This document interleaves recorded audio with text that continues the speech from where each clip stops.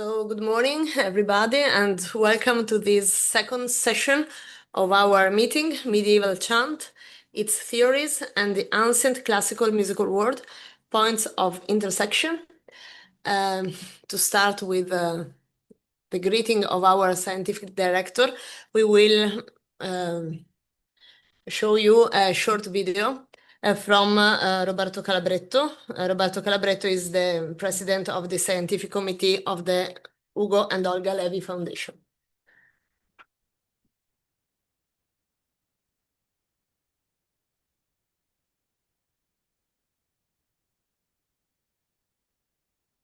Hello, everyone, and welcome to Venice. I'm Roberto Calabretto, president of the scientific committee of the Fondazione Levi in Venice. I'm very sorry that I want to be able to attend this conference in person, as I am currently in Rome for work. I would like to thank Professor Tanocelli, who you all know, for leading these working sessions. I wish you a pleasant stay in Venice.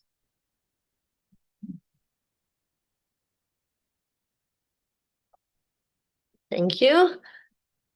And now, so this second session, yesterday we had interesting and various speeches, especially dealing with ancient neumes and ancient classical theories and these connections starting from the past and going towards the medieval music.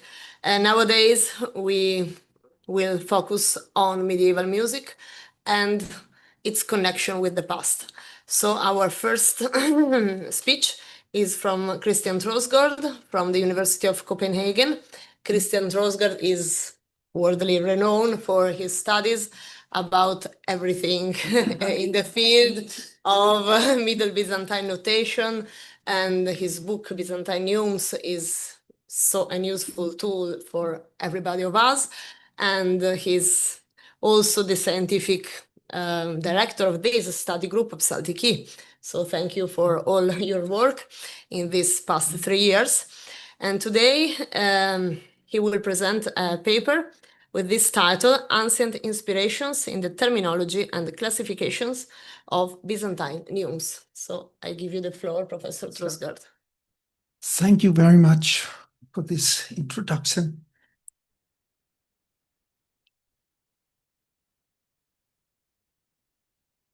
We'll just start to give a few hints of the background of this presentation, because it all started up with the first really systematic study of the relationship between the ancient music theory and the Byzantine reception in the 1960s by Lucas Ritter. It was revised and republished in 98, but I put it at the top of the list since it was one of the starting points for this. And then, of course, Christian Hanek's introduction to the two main types of Byzantine musical theoretical treatises, those on the ecclesiastical music, on the chant, and those on the ancient theory as a scholarly discipline in Byzantium. And then, of course, I would also see this as a kind of continuation of my first published paper from 88, where I tried to figure out how the mindset could be in taking up all these ancient treatises in the environment of Byzantium, specifically to the classification issue. I would point to the study by Floros, who had quite an interesting approach to this in his Universale Neumenkunde from 1970. Christian Hanek attacked directly the the question that we are addressing today about the ancient, possible ancient inspirations or transmissions in the classification of neumes in the Byzantine treatises in 77. And then I would like also to mention Marie Alexandru's study from Copenhagen on the grade signs, but the work contains a very comprehensive overlooks over the whole matter of Byzantine notation. So these are the starting points. Now I will show you something that, and it's not, the idea is not that we should go through the whole list of this in detail, and it's probably also too small, but the idea is that you can see some colors, and and we have some brown color signaling treatises primarily or exclusively on the ancient theory, and then we have some green ones that has something to do with the chant, with the ecclesiastical music, and I just wanted to visualize the in this timeline the contemporary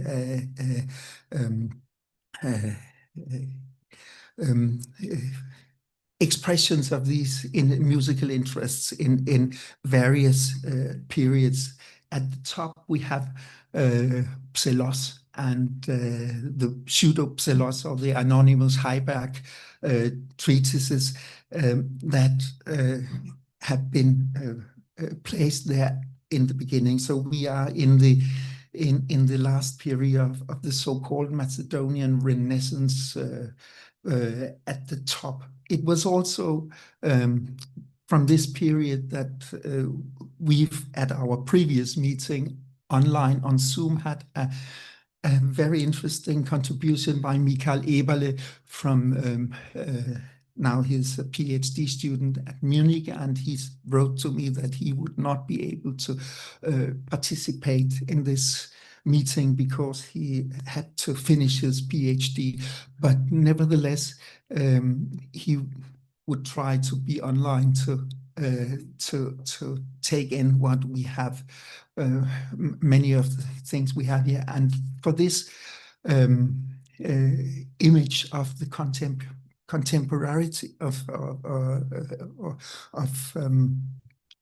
the events in musical theory, it's interesting, of course, to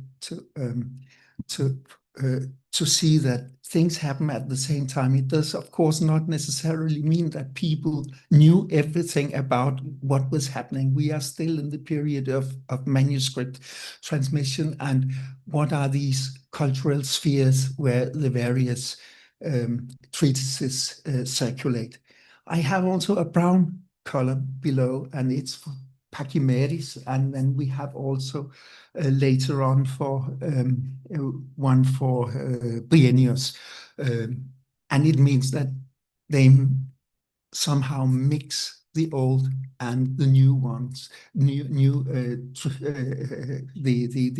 ancient theory and the Byzantine chant theory in somehow. We also can see that the whole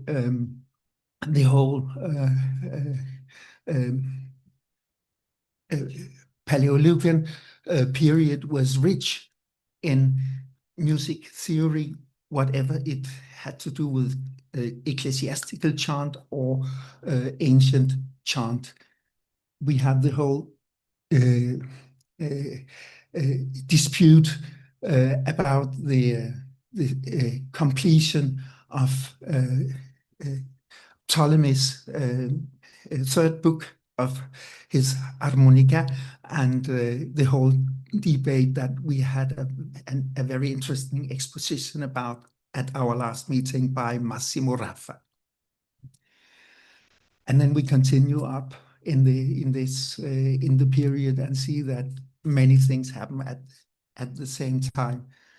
To draw a link to Venice, one could say that Bessarion could be the link for many of these. He was a pupil of Platon, the last person mentioned. He was the scribe of a manuscript that transmitted some of the best versions of all the green treatises, since he collected good texts for all these works that have been edited mainly by Gerda Wolfram and Christian Hanneck in the series Corpus Scriptorum de Re Musica. But is it in fact one or two worlds? Michael Eberle was speaking about the concept that the philosophical concept of music was perhaps the more prevalent in the letter about ancient, so-called ancient music by Michael Psellos. Because all these people were acquainted with Byzantine chant, all those dealing with the ancient Greek treatises. They were deacons or monks, many of these. Some were secular teachers like Nitephoros Gregoras. Nevertheless, even Maximus Planudes is a hymnographer, and he must, of course, have been very acquainted, very much inside the Byzantine chant, since he composed a whole office for Saint Diomedes. One could say that people in general were very much instructed about Byzantine chant, perhaps also in the learned world, in the schools, since in one of the commentaries for the Aristotle's Rhetorics, we see that the concept of the prologos in ancient drama was explained here by an analogy with the Byzantine practice of singing the enigma before the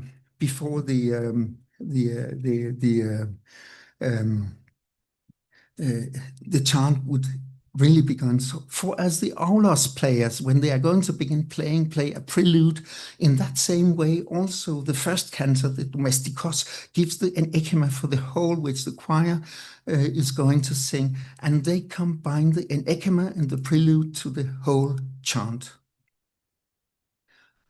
One could also say that and I just have given to the right side a little snippet from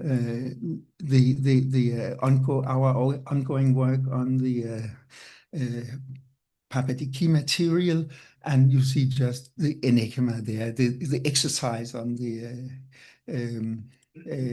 Ihimata, which will come to look like that. We still have to see how some of these people perceive the historical relationship between Byzantine chant and the ancient world.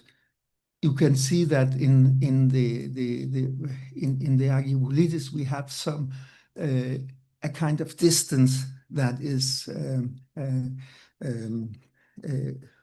signaled by the use of the word very old, archaeos, and that is by the Hellenes, in the meaning of the pagans or the ancient Greeks.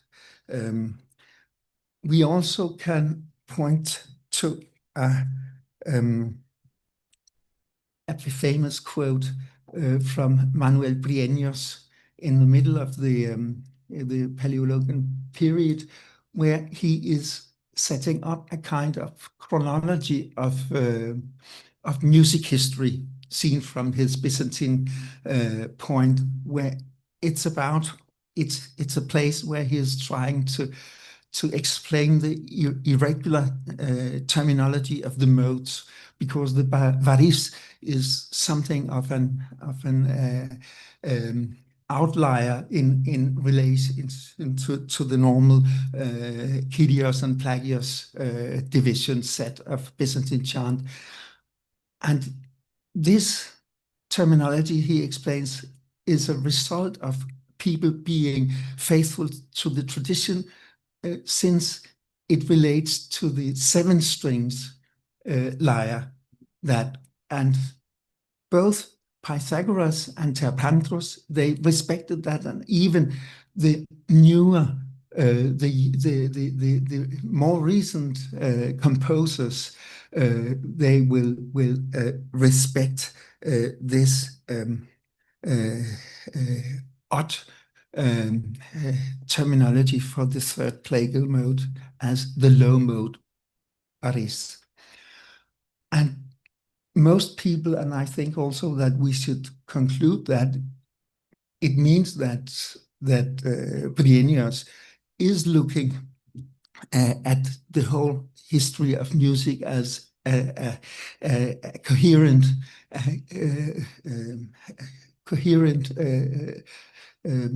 flow of developments, and that there is a kind of tradition in this that go on. We have a lot of references in the text where we have the Paleos or Archeos, and it can mean various things according to context. Old hymnographers or even the ancients, and the context must decide in each case. But let's proceed to more specifically to the classification systems of Byzantine neumes. And I will do this in 3 sections. I will focus first on the old list from the Chartres manuscript, Chartres Stigerarion, Labregam 67. And then I will proceed to the so-called Hagiopolitan classification and the Middle Byzantine classifications, finally. So let's begin with this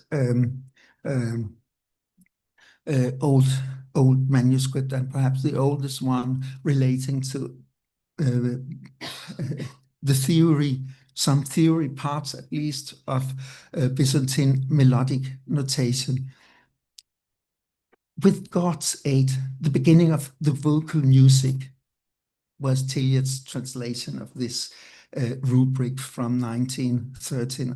It's perhaps not totally out of place, since it covers a sequence of the number of phonae, voices, whatever. We come back to the terminology in a moment. Is it an octave scale with 7 steps?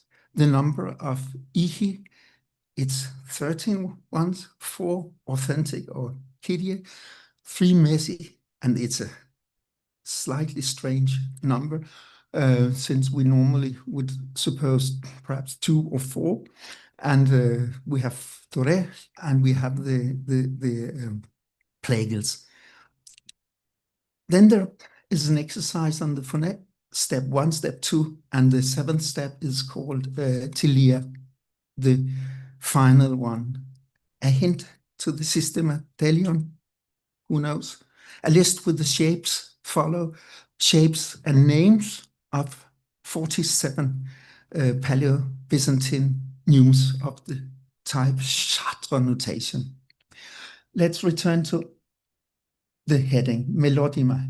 It's a very common word in Byzantine text outside the musical treatises. It's not really frequent inside the musical treatises, but outside it means song in general, and very often with the adjectives hieron agion or theon as a reference to chant.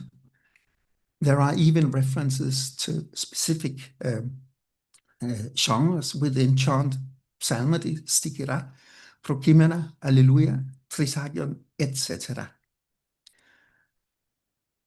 Perhaps one could also refer to another occurrence. I was, as probably many of you also have done, searching around with the Thesaurus Linguae Graece and to find things. And I found an interesting passage in exactly Michael Psellos. He uses melodima for the expression to the diapason melodima as a synonymous for the octave, the species of an octave. I think for the reference is that philosophy is like harmonic relations. For just as the octave shape melodima to the diapason melodima is different one if you start from the highest string, hipate, than if you start from the middle string, mesi. In that way, philosophy combines its parts with one another in harmony.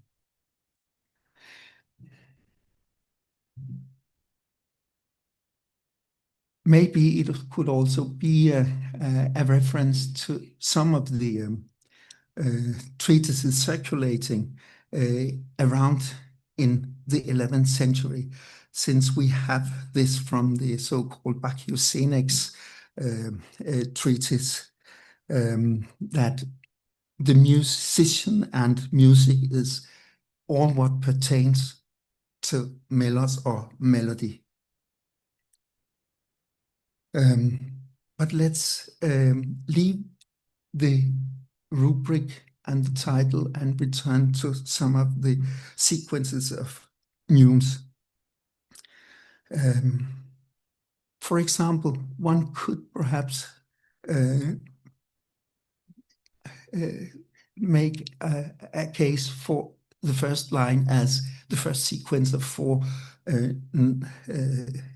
neumes as letter neumes. These are abbreviations. We could make a case for the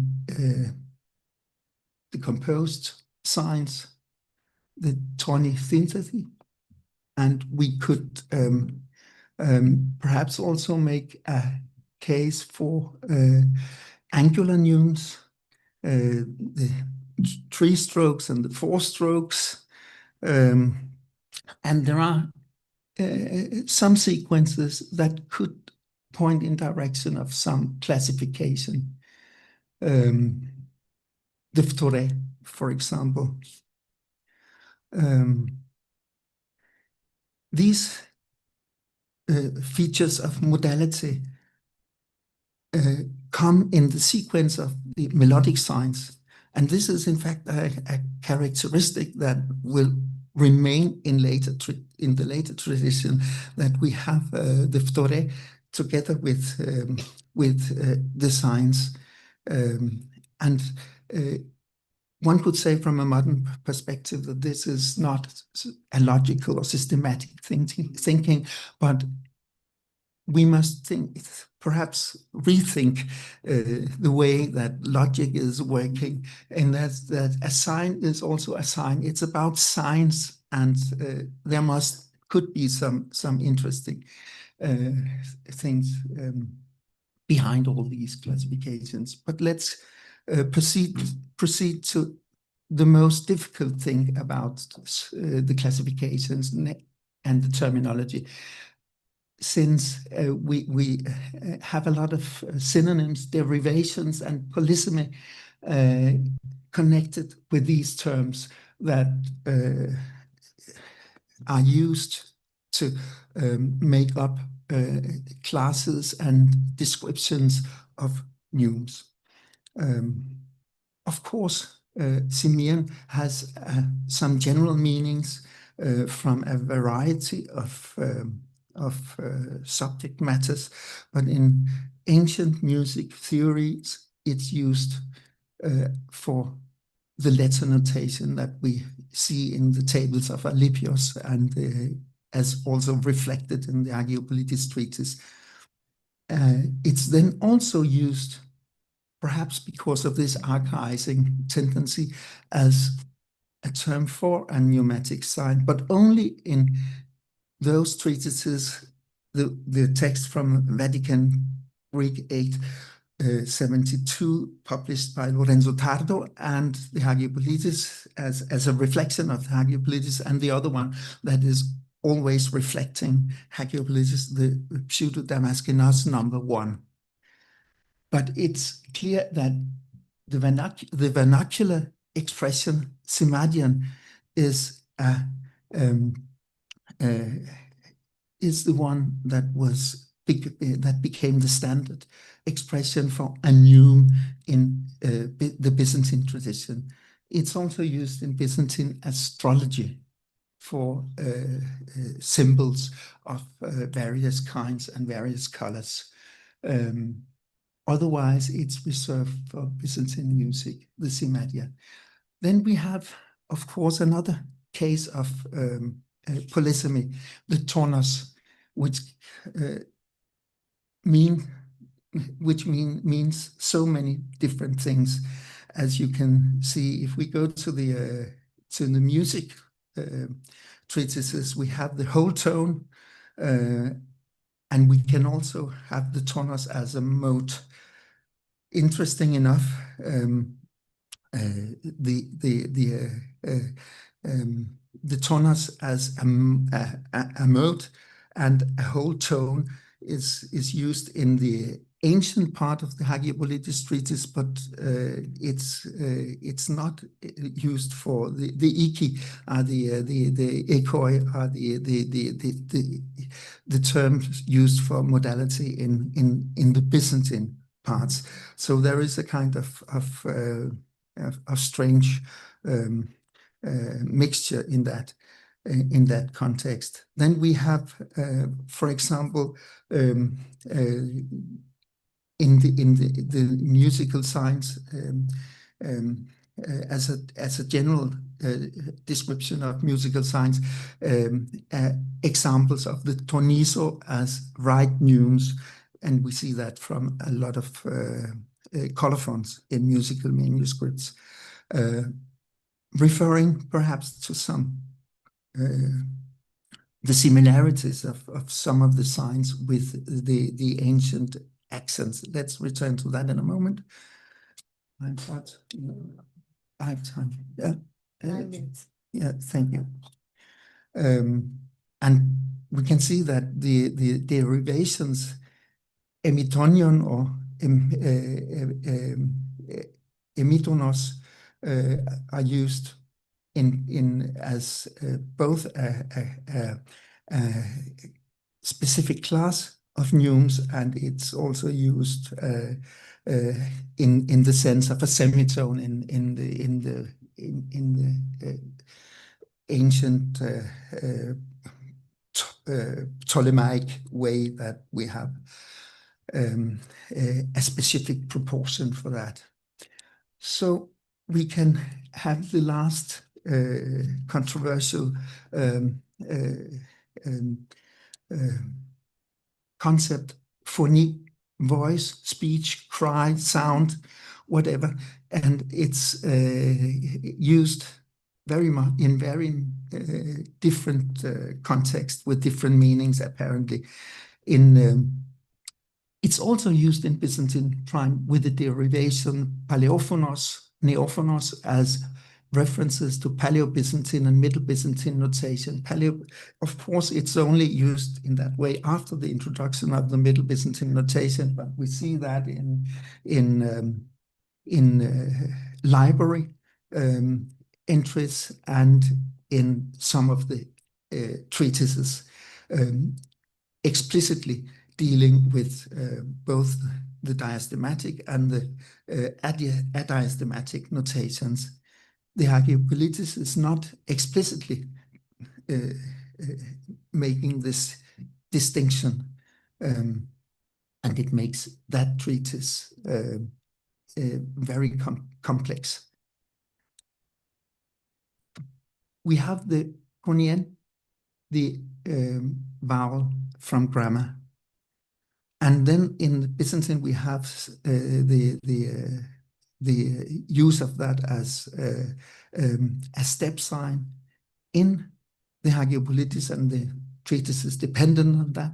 And further, in later treatises, we have all the emphonon, the step signs, and we have the symphonon, the consonant intervals in ancient music. It's also sometimes used as a synonym for alphonon, a consonant letter.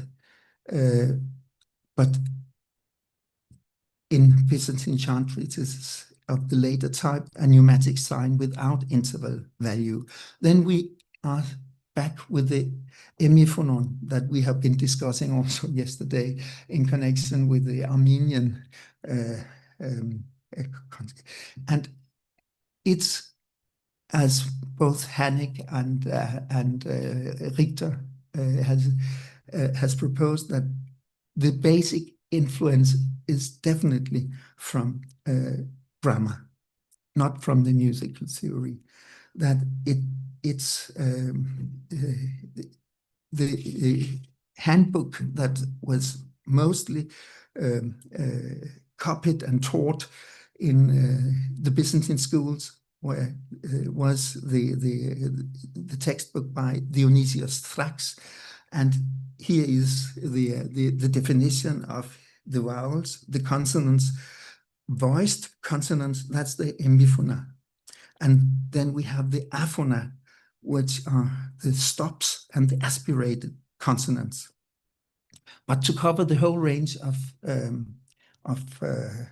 links between grammar and musical terms, we have also to include the prosodic signs, since we have here the tonoi, the accents, oxys, baris, and baris forminos, and then we have the two time indications, the short and the long vowel or syllable, and then we have the two pneumata, the two spirits, the spiritus lenis and the spiritus asper. The Hagiopolitan classes of neumes amount to 15 tonoi, and then we have the hemiphonia or hemiphona, which is a much more fluent class of 3 to 6 signs. Then we have a very stable class, the pneumata, the spirits of 4 signs, and we have again a fluid group of called melodies, melody and senses, aesthetics. Sometimes in the Hagiopolitis treatise, there is a harsh criticism of those who steal the theories, the theories of the grammarians. Apparently, it's pure nonsense to steal the theories of the grammarians, as some do, and apply these to the tonoi, in the same way as the grammarians say that their 24 letters are an imitation of the 24 hours of the night and day, and so on. The Hagiopolitis treatise, it's very small, I know, but I would just point to this kind of circular or recurrent theme, that it's a kind of refutation of the traditional octoikos teaching, since at the beginning, then it's a refutation of the analogy between the tonoi and the alphabet, introducing instead a link to the 15 degrees of the ancient Systema Delion, called organon or musiki in this context. And this is illustrated by one of Alypius' tables early on in the Hagiopolitis treatise. It turns up again at the end of the torso that we have. The problem is, of course, that we don't have the whole treatises, but apparently musiki is a concept that unifies even all the parts that we have here. It's received also by this 5 minutes by the Vatican Greek 872 from the 14th century, where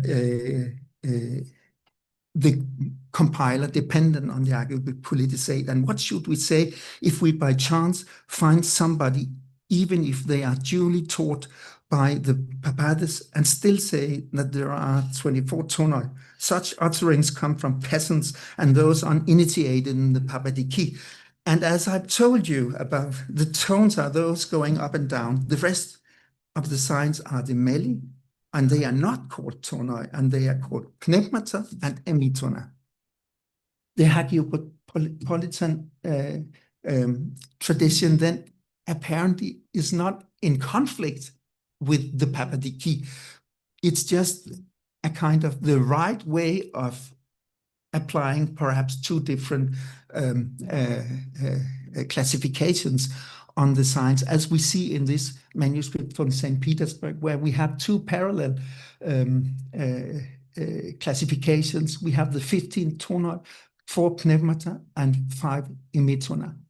And these are again divided in 7 plus 17, the interval signs and the non-interval signs. Other treatises or tables like this from a Paris manuscript have no number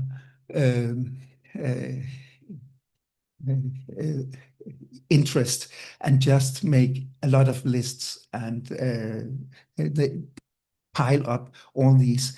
So we end up with a typical division of 14 interval signs, emphona, subdivided into somata, bodies, pneumata, leap signs, and then 2 ones that the 2-note figures up and down quickly performed, perhaps, that we have without any distinction between the bodies and the spirits.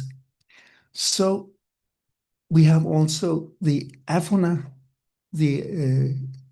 there we can see that the Eson is very often taken in this group too. If we see here, an early version of the Papadiki says that the Eson is a rising sign. In the type B at the bottom, you see that it has been removed. But this is the problem of the Eson, that it has a function within the stream of musical intervals, but it's a repetition of the preceding note.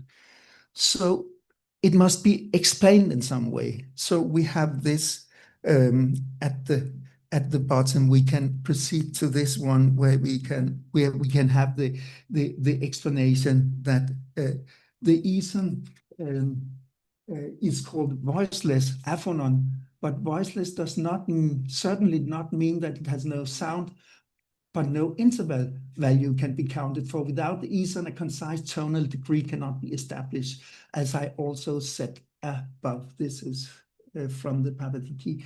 And perhaps there would be a link to grammar again for the musicians thinking thoroughly on this matter.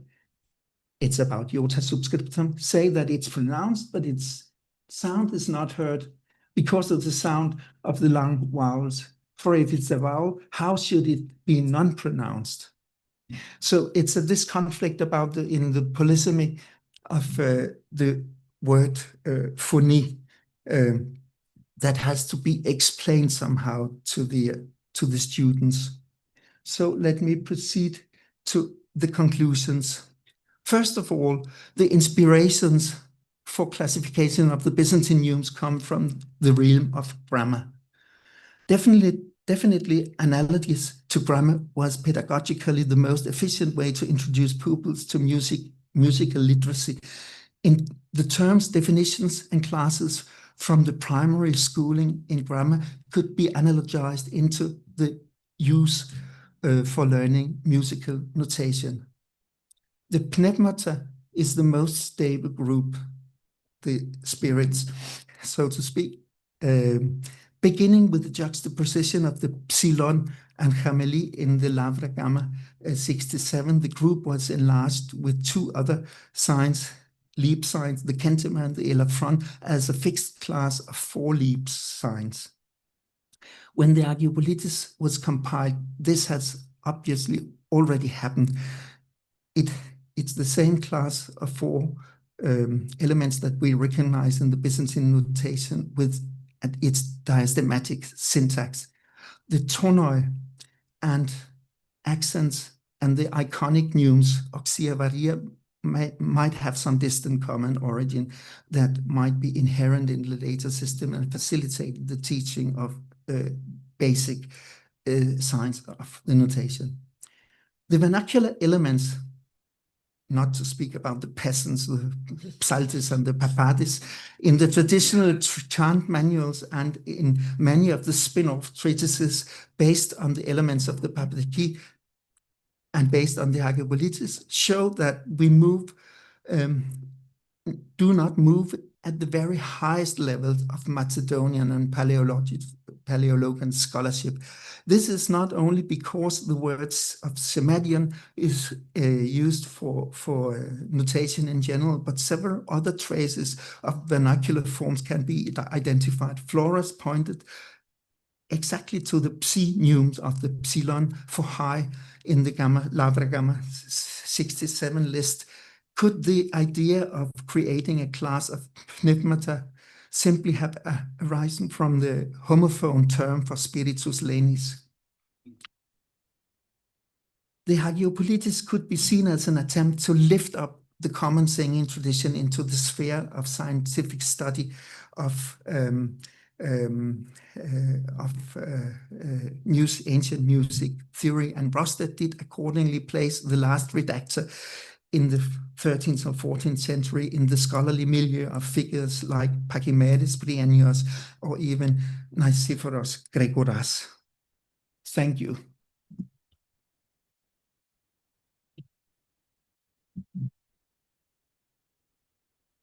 Thank you, Professor Trosgaard, for this inspiring and very rich presentation. 1 word, 2 words, and this precise analysis of different meanings of our favorite words in Byzantine music, from tonus, phonie, and so on. So please, any questions or comments? Maria? Thank you for this great presentation. It's really wonderful because we have not only focused, on some words picked up and then traced back, but the whole, the whole context of this discourse. So I find it very, very interesting. Thank you so much. Okay. This is also very important conclusion that we come from ancient grammar. And I remember Mesaritis telling about the education way in Byzantium with the babes specific. When they start to speak, they start to sing at that very same age.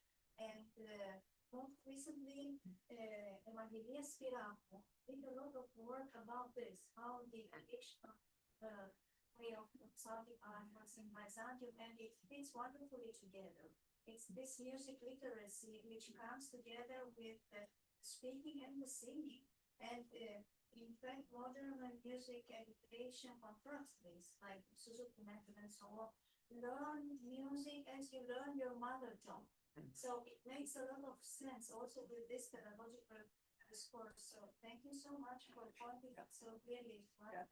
Yeah. And I would say that I really appreciate these texts as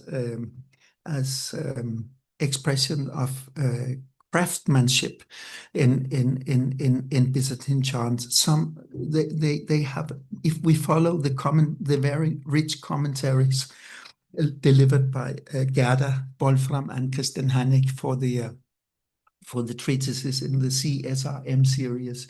We can see a lot of hints and possible connections, but to ancient in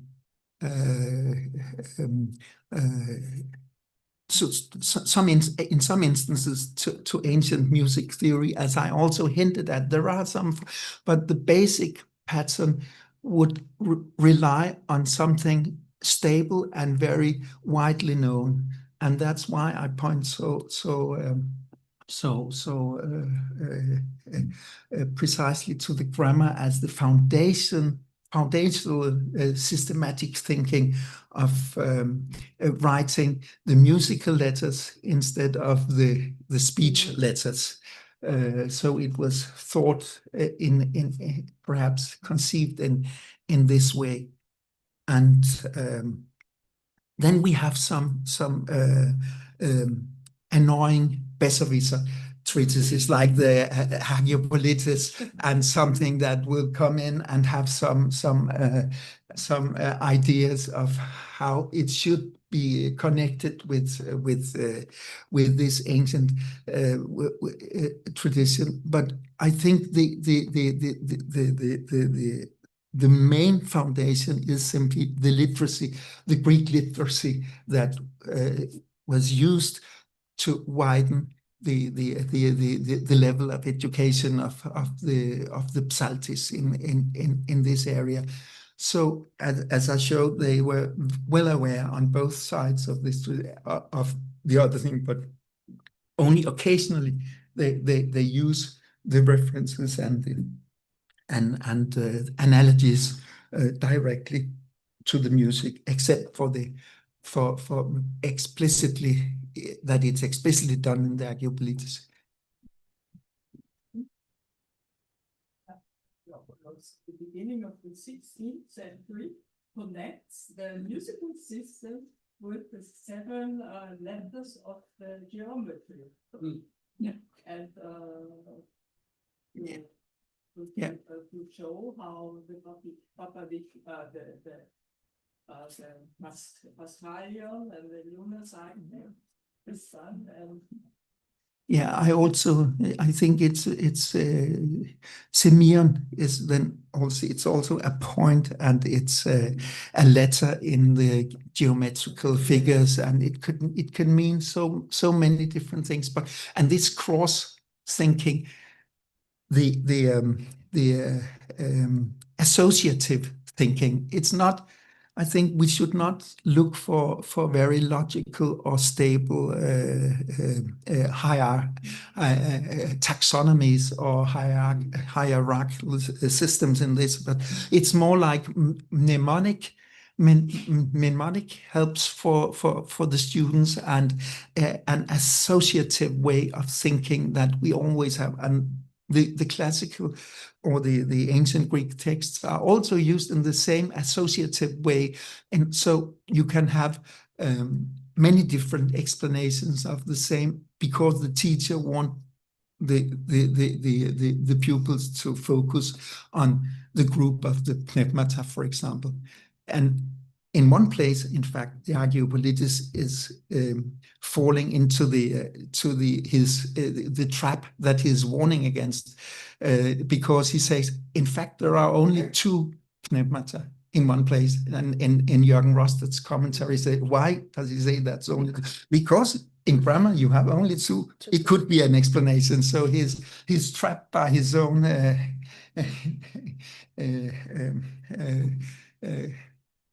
thinking of, or his idea of distancing himself from this grammar analogy. But still, I think that the traditional system that after that comes out is not incompatible with what he's saying, and you can see that in many instances also, if you follow the commentaries of Jürgen Rosted, his observations on this could perhaps only be understood as a looking back into the older notation. there are references to the Chartres notation and the Courlang notation in some paragraphs, but they are perhaps always like looking back on them. So interesting. Have this chart before. It's music, grammar, and the geometry or arithmetics. And this is what ancient Greek alphabet gives us. It's the letters, it's the numbers, and it's plasmodic unification. So I think as a very root, we have this which goes to on meta level, to see, put it like that, also in Byzantine culture. It was a Greece which expressed this fact, the politis, the free person in ancient Greece, the politis in ancient Greece, was the man or the woman which knew letters, arithmetics, and music. This was the complete education of a free citizen in an ancient world. The artis liberalis. Okay. I number one comment, in the West, the three primary accents are used directly in the Paleo-Frankish names. So, and Oxea is for a tuno ascending group, Area tuno descending group, Perispolene sort of flex or three note up and then down. Yep. I was curious though, I wanted to ask how often the word nevma is used in place of Perispolene in the Greek grammar. You had in the commentary, one of the commentators on Dionysius Strats uses the word nevma as in place of Perispolene. And I was curious, how common is that? I cannot directly answer, but the pneuma and nevma have been taken for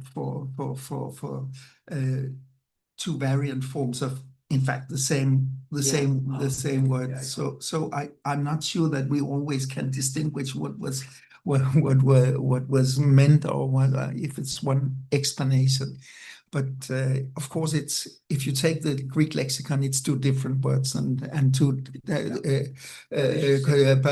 there is a sound, a very this homophony that makes it possible that there could be a problem also in pressing too hard on the occurrence of the one or the other. But I know there is a literature on pneuma and nevma, but nevmata is never used for science in the Byzantine tradition, as far as I know.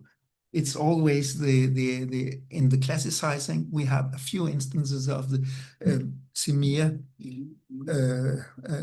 but we have simadia as the diminutive vernacular expression as the standard term. Yeah. Yes, it could be also the torculus, okay, on whatever. Destroyed that idea for the West. Konstantin Flores had a theory for the emifuna that it should coincide with the liquescent neumes in the West, but it's very difficult to defend that theory, and there are several theories about these classes of that are really hard to follow, but I guess that we just have to try out and see what's the most convincing landscape of this, and I think that using the grammar perspective gives the most. Of course, also the semi-vocalis and so on. It could be some hints, but that's. More comments or questions? Otherwise, thank you, Professor Trosgaard. Congratulations.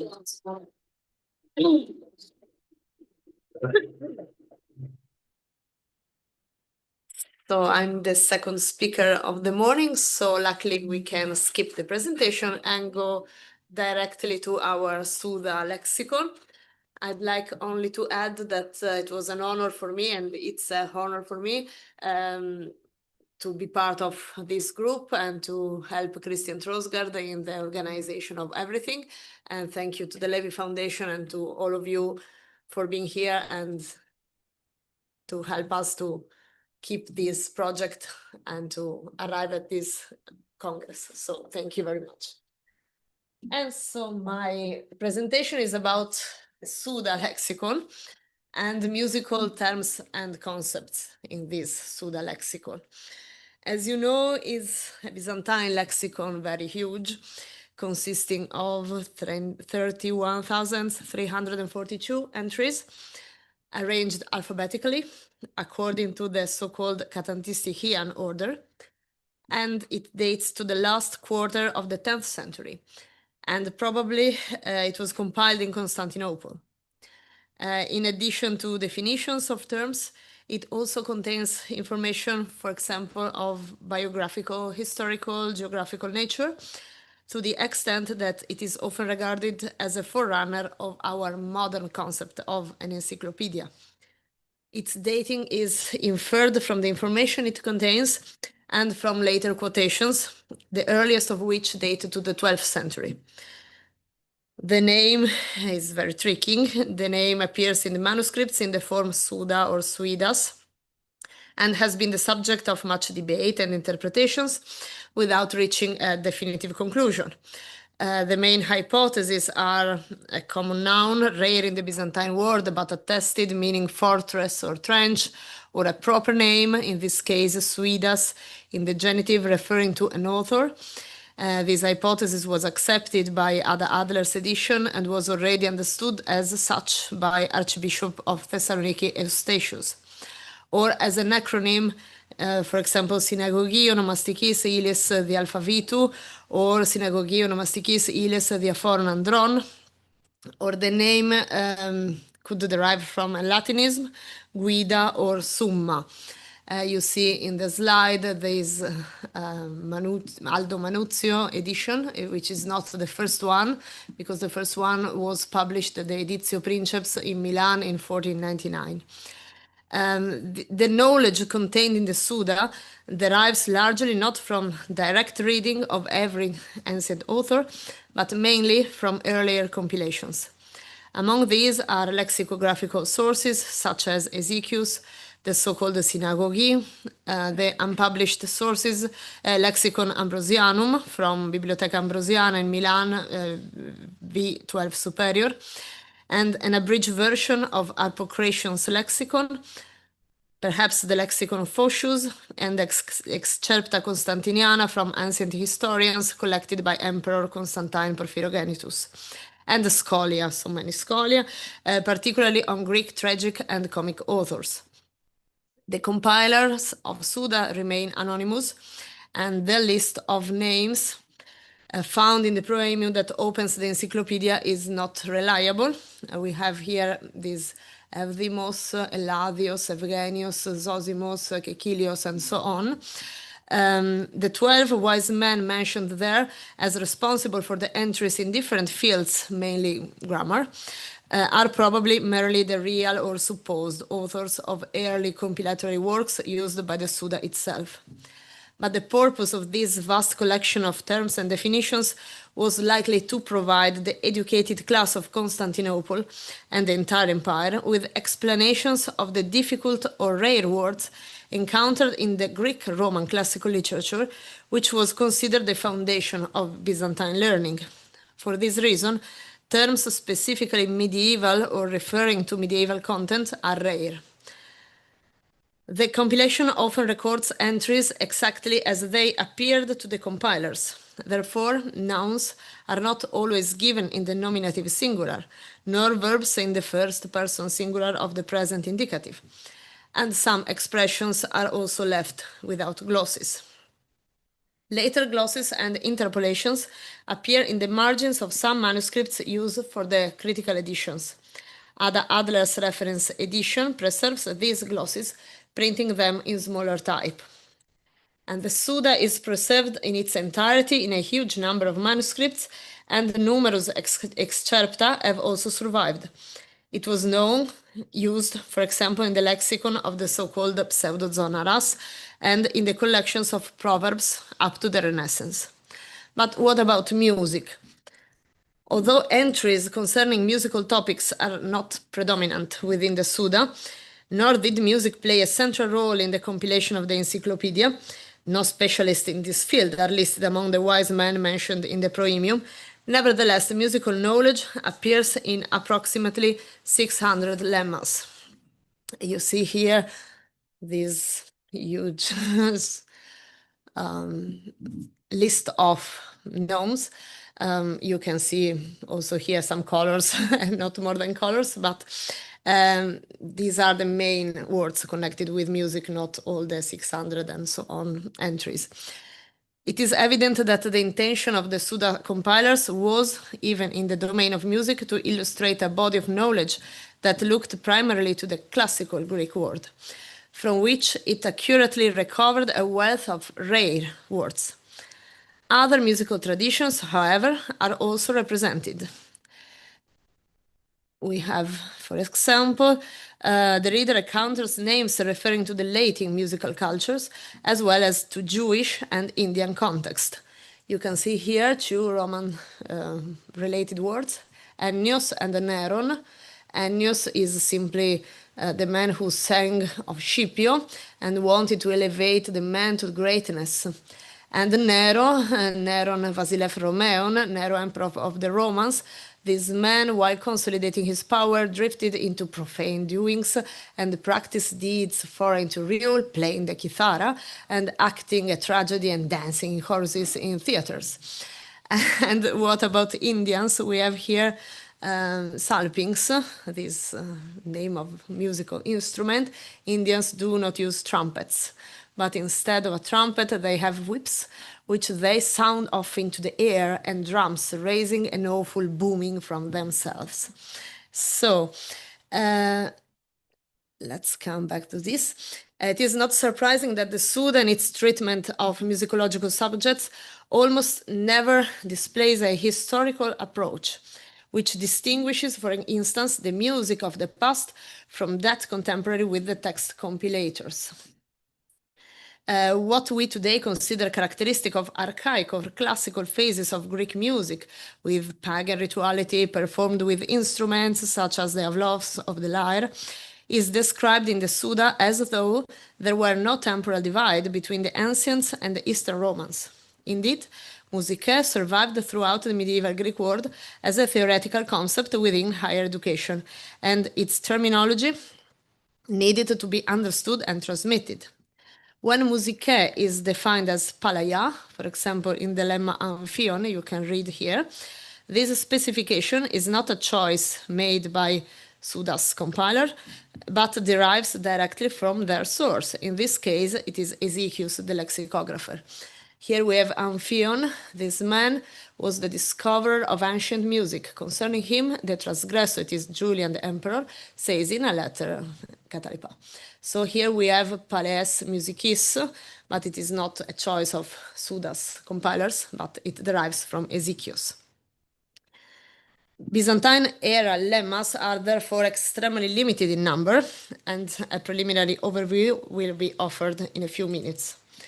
So music in Suda can be analyzed through macro categories: ancient musicians, composer and theorists, idioms and proverbs containing musical terminology, many idioms and proverbs, types of song or music, musical practices, then performance context, musical instruments, musical theory and modes, music associated with dance, works of art inspired by music. So here we have musicians, for example, Agathonius, Aquila, Alcidamas, Alcman, and so on. And then idioms, for example, Aner, the Pheugon, Unene, Liras, Archeon, Tokitharizein, and so on. Chant of music type, for example, we have Stasimos, Trophée, and so on. Then musical practices. We have so much Aristophanes here, licetae, or other strange term who needed to be commented and explained, teretizomen, trocheon, thelge, and so on. And musical instruments, a huge list of musical instruments. As you see, musical modes and words connected with ancient theory. We have a reduced number of words. So regarding musicians, for example, okay, the Suda offers concise biographical information. It lists not only historical figures, but also legendary ones, such as Orpheus, obviously, and the Sibyl. Considered the inventor of the string instrument of the harp family known as trigonon. You can see here Sibylla, the daughter of Apollo and Lamia, who, according to some of Aristocrates and Hidali, while others say of Crinagoras and Hermippos say of Theodorus. So many sources together. It is said that she was the first to invent the trigonon, Eidos liras, to invent a triangular type of lyre. In this translation I found on the Suda Online project. Some names are referred to collectively. For example, we have the family of the Eundide, a family of kithara player, or the sophists altogether. In other instances, the personal name of the musician is omitted in favor of a descriptive epitheton. For example, we have Lasus, the interpreter, to be identified with Lasus of Hermione, appears under the lemma Cyclio Didaskalos, instructor of choruses. And similarly, the poet Alcman is mentioned through his epitheton Hymnopolos, one who composes hymns.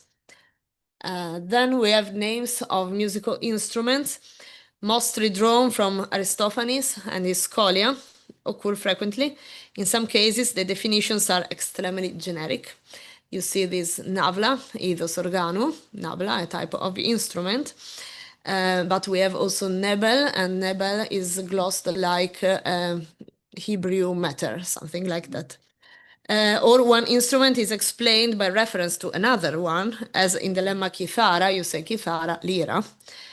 And if we try to find lira, we find this lemma accompanied only by grammatical note. The first syllable with the vowel epsilon is short, as revealed by an epigram of Antipater of Thessaloniki, which serves as an epitaph for the poet Alcman. There are many wind instruments, sometimes accompanied by paretymologies, and instruments regarding as rare or exotic within the Greek world, for example, concerning the trumpet, as we have seen before.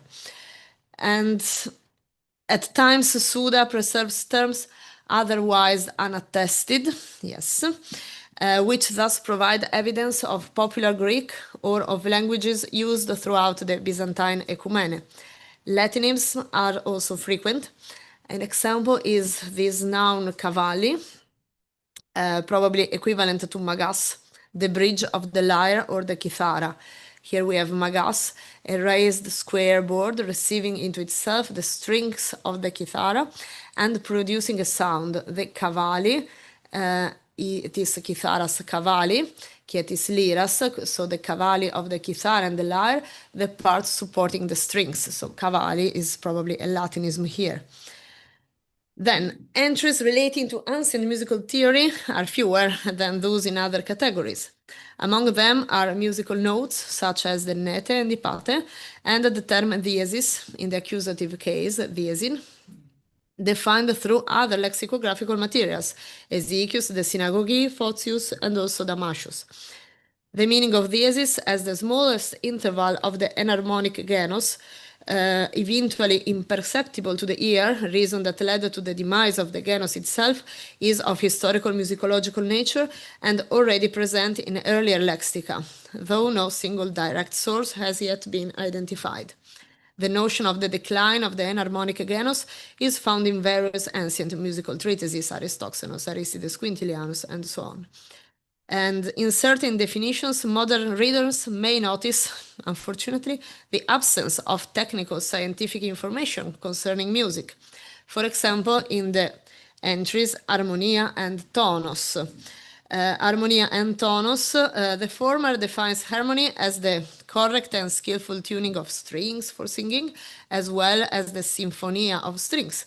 But the remainder of the definition moves beyond the musicological sphere, emphasizing instead the broader concept of harmony as the proper and orderly connection of parts to form an organic whole, in materials, discourse, and even furniture.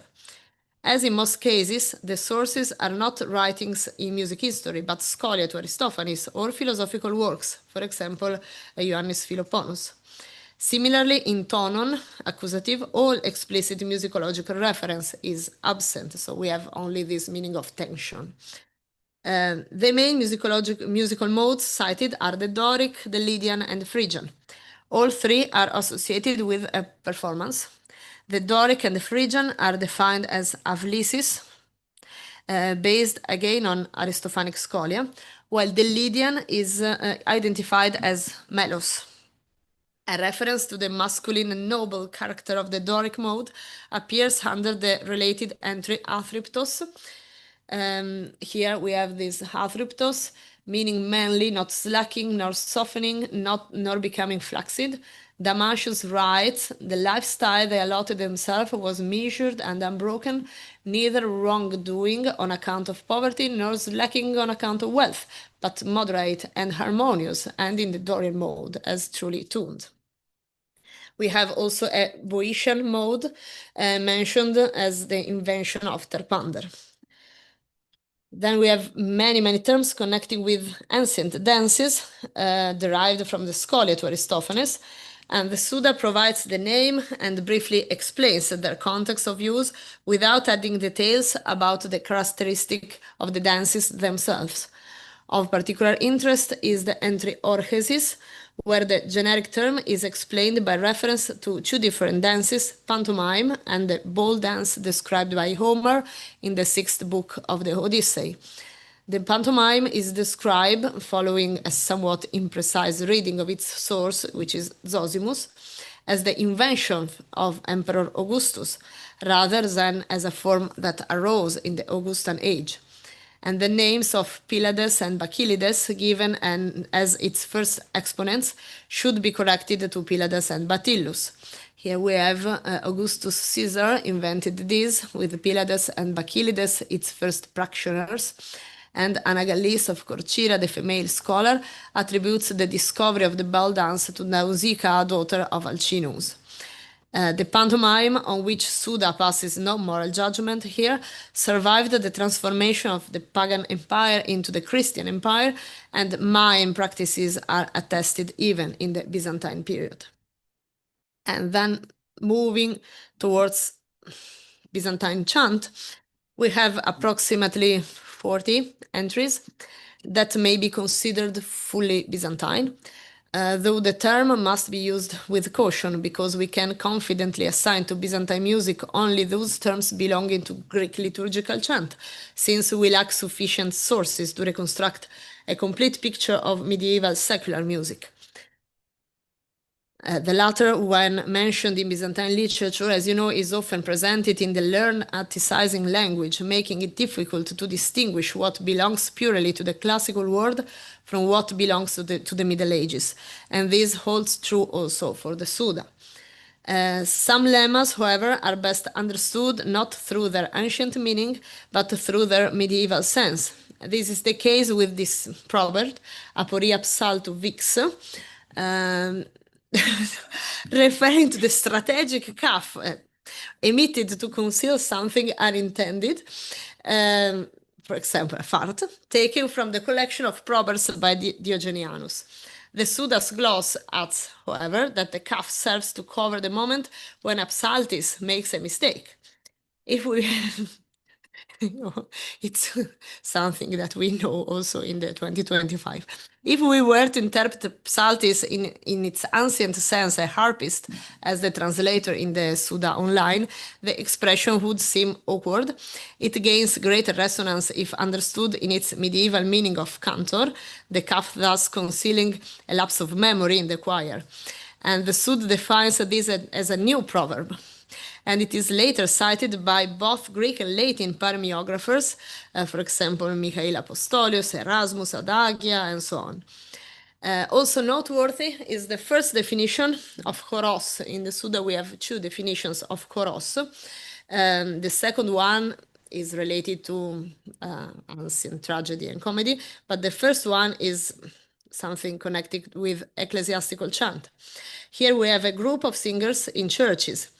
The entry further notes that the practice of dividing the choir into two parts originated in Antiochia during the reign of Constantius, son of Constantine, and the episcopate of Flavian, in order to sing the psalms of David antiphonally, a practice that then spread throughout the world. You see here the body of singers in the churches in the time of Constantius, the son of Constantine the Great, and Flavianus, the bishop of Antiochia. The choirs of the churches were divided into two parts, singing the psalms of David antiphonally.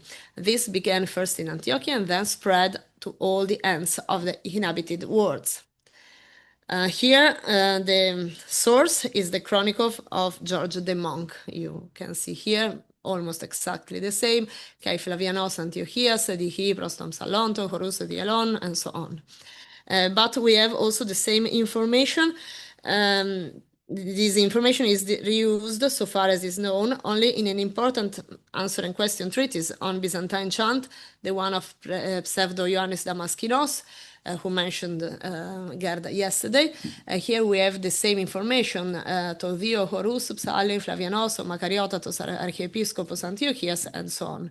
Here with the main focus on this adverb, Eucharistos, Evrithmos.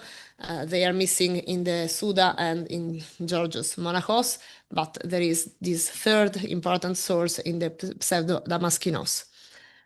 And what about Byzantine chant? All the occurrences relating to medieval liturgical music are dominated by the figure of John of Damascus and Cosmas of Mayuma. To these two hymnographers, adoptive brothers, is devoted the only lemma in which an explicit aesthetic judgment is expressed with rhetorical emphasis. John of Damascus' iambic and prose canons are recalled, while Cosmas is praised for his intelligence and said to breathe musical harmony. The entry concludes with an encomium stating that the canons of these two hymnographers have no equal and will never be surpassed as long as human life endures. So John of Damascus, surnamed Mansur, a most eloquent man, second to none of those who were notable for education in his time. There are a great many writings on his, especially philosophical works, selected parallels on the Holy Scripture, lyrical canons, both iambic and in prose. Cosmas of Jerusalem flourished along with him, a very intelligent man who breathed forth musical harmony. The lyrical canons of John and Cosmas have not received nor are likely to receive any comparison, as long as our life shall last. No direct source has been identified for this lemma, which may therefore represent an original comment by the Suda's compilers, expressive admiration for canonical hymnography and its founding figures, considered excellent on a par with classical literature. Indeed, this was a living, a productive genre, and the type of the encyclopedia and notation with news was beginning to appear. On the entire corpus of Byzantine liturgical musical books, only one is recorded in the Suda. We have here the Irmologion. The definition states simply that it is a book. Irmologion, Biblionti, but it's enough for us, followed by the words irmos and kathirmon, without gloss. As you can see here, Irmologion, Biblionti, che irmos, che kathirmon. This is interesting for us because if it's true that Suda dates to the 10th century, it is in the first centuries of the development of this musical book. And we know that fully notated examples date paleographically from the mid-10th century. And so there are other entries related to hymnography. We have quotations from canons, both iambic and in prose, by John of Damascus and the Cosmas of Mayuma.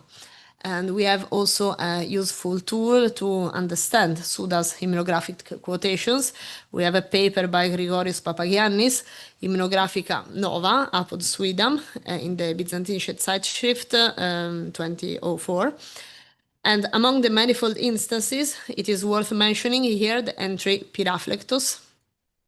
This entry is grammatical and lexical in nature, comparing the word Pyraphlektos with Pyraphlektos, but illustrates its point through two celebrated Hirmi of John of Damascus. The first one in the second authentic mode and the second in the varis mode. When it means the marvel concerning the Mother of God, it is pronounced Pyraphlektos, as in the verse fire-scorched bush on the mountain. But when it means the burning Chaldean furnace, it is given as Poriflectos, as in the verse, long ago the youth showed the fire-scorched furnace to be a place shedding dew. It is also noteworthy the lemma pro ane crueto. Vediamo. Ecco qua. Pro ane crueto, we can read, pro ane crueto, Moses, who saw God, was playing a prelude for Israel as a reward, meaning was beginning the song, was singing the introduction. And then we can read on the Suda Online quotation, unidentifiable, and Adler suggests Simeon metaphrastis. And also in the Suda Online, we read the meaning of apoinon is unclear.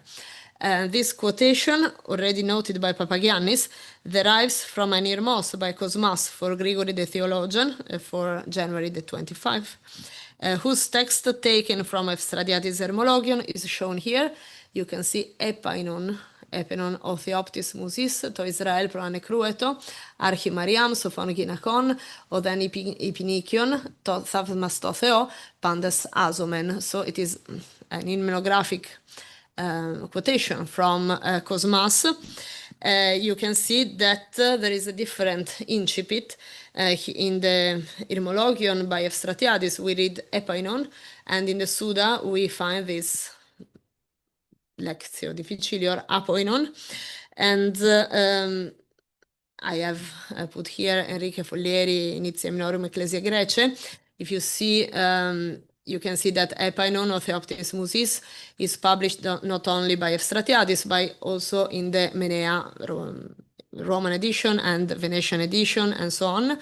And in all these printed sources, we read epainon, and we read the verb not in the imperfect, not pro ane crueto, but pro ana cruetai. Efstratiadis located this Irmos in the manuscript Qualen 220, where there is the form apoinon, as you can see here. The same that appears in the Suda. The same form also occurs, as far as I have identified, in the Sinaitic Tropologion Mu Gamma 56 plus 5, datable to the 9th century. It does not appear that this Hirmos was subsequently used as a model melody by later hymnographer, nor is it anthologized in those hymnologia that present a reduced corpus of earlier material. The word apoinon is indeed more difficult to interpret than praise epainon, but it is already glossed precisely with reference to this Irmos in the Etymologicum Gudianum as a gift offered as compensation for a crime, a reward. As in apoinon o Theoptis, it signifies the gift offered for the redemption of the people, according to which Moses sang a hymn to God. Let us sing to the Lord, Exodus 15. Jonathan Tope had already reached this conclusion in his Emendationes in Suidam, where he criticized Kuster for having deemed the reading apoinon suspect, and instead proposed the translation Carmen Retributionis. And the earliest hymnographic musical genre, the kontakion, is mentioned in the entry Anaklomenon, for example, understood as refrain, as it appears, for instance, in the manuscript Lesvos Moni Limonos 11, used by Spanos in Codex Lesbiacus Limonos 11, annotated critical edition. The Suda cites as an example a verse by Romanos, the melodist, functioning as a refrain, specifically its final portion. We can read here, anaclomenon, that which is being repeated, as exemplified in the Honorable Romanos, the melodist, for you truly are the unapproachable light. Sigar iparchis to fosto aprositon. This is taken from his Contagion for the Epiphany, number 16, in the edition by Gros Didier de Maton. And it is the incipit of the first proemium, Epiphanes Simerum ti Ecumeni. The strange thing is that Sugari Parchis to Fosto Aprositon is not the refrain of all the stanza of the Contagion, but it is only in some of them, because really the refrain is to fosto aprositon. The first part changes in the other stanzas. So to reach the conclusion, the significance of the Suda for musicological studies has long been widely recognized, as it constitutes a valuable source for the reconstruction of ancient Greek music. Several biographies of ancient composers derive from the materials summarized in the Suda, as does the terminology relating to the music of the archaic period and to the new dithyramb. By way of example, in West, 1994, the Suda is cited 10 times to clarify terms referring to musical instruments, including rare ones, the meaning of verbs, biographies of musicians and theorists, ancient nomoi, and musical notes. The fact that it is, however, a compilatory work partly limits its primary usefulness for the reconstruction of antiquity, particularly when other sources exist that are chronologically closer to the subject describes. Reynolds and Wilson observe in their volume devoted to the Byzantine view of the ancient world that it is its lost sources, some not now easily identifiable, which give its value. If, however, the modern reader's interests were purely antiquarian, we would not move beyond the decidedly drastic definition by Justus Lipsius, according to whom pecus est suidas, sed pecus aurei velleris. So suidas is a cattle, but a cattle with a golden fleece. Yet the full importance of the Suda is evident.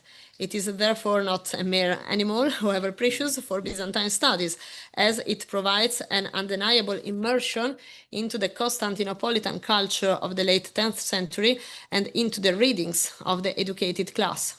Filippo Maria Pontani, in summarizing the value of the word, particularly emphasizes the ability of the Suda's compiler to gather scattered information into a single lexicon, to establish a dialogue between past and present, and to approach its sources with critical awareness. With regard to medieval music, although treated in a limited number of entries, the Suda is important because the period in which it was compiled coincides with the beginning of the development of musical notation systems. If there are not many studies devoted to the analysis of medieval terminology and its meaning, no specific essay has yet been published on the subject from a strictly musicological perspective. But future research will certainly benefit from, for example, the digital Suda Online, which allows the database to be queried through keywords as well. Thank you for your attention.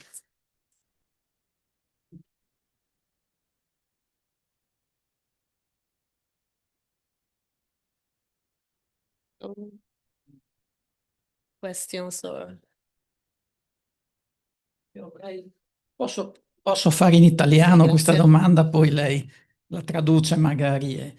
Forse erano delle cose che dovevo chiedere anche prima, ma siccome la mia diciamo, comprensione è del 20% più o meno di quello che è stato detto, anche perché camminate molto veloci, e quindi avevo due cose da chiedere, o forse anche tre. Uno, non so se poi magari mi sono perso io qualcosa, per cui chiedo scusa se magari è già stato detto. Ecco. Diciamo, in che ambito geografico questo, chiamiamolo codice, penso, Suda, eccetera, salta fuori? Cioè, questa è la prima cosa. Yes. E riguardo a questo poi collego l'altra cosa. Siccome stiamo parlando di neumi, però li ho visti passare velocissimi, no? E chiedo questo, visto che ci sono questi neumi che io adesso finalmente vedo,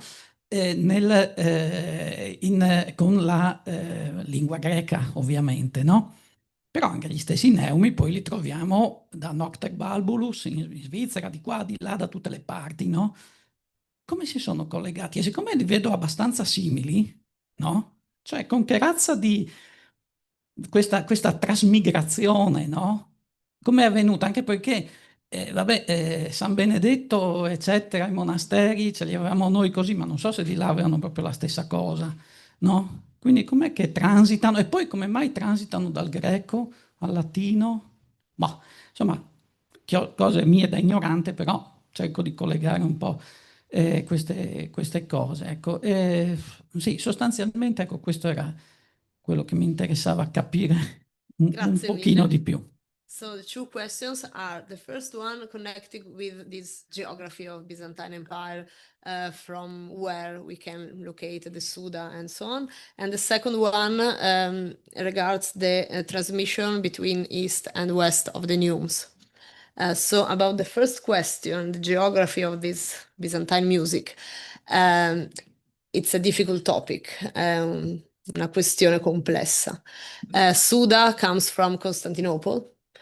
So it is related with educated class in Constantinople, but many references connect this with the Syro-Palestinian world.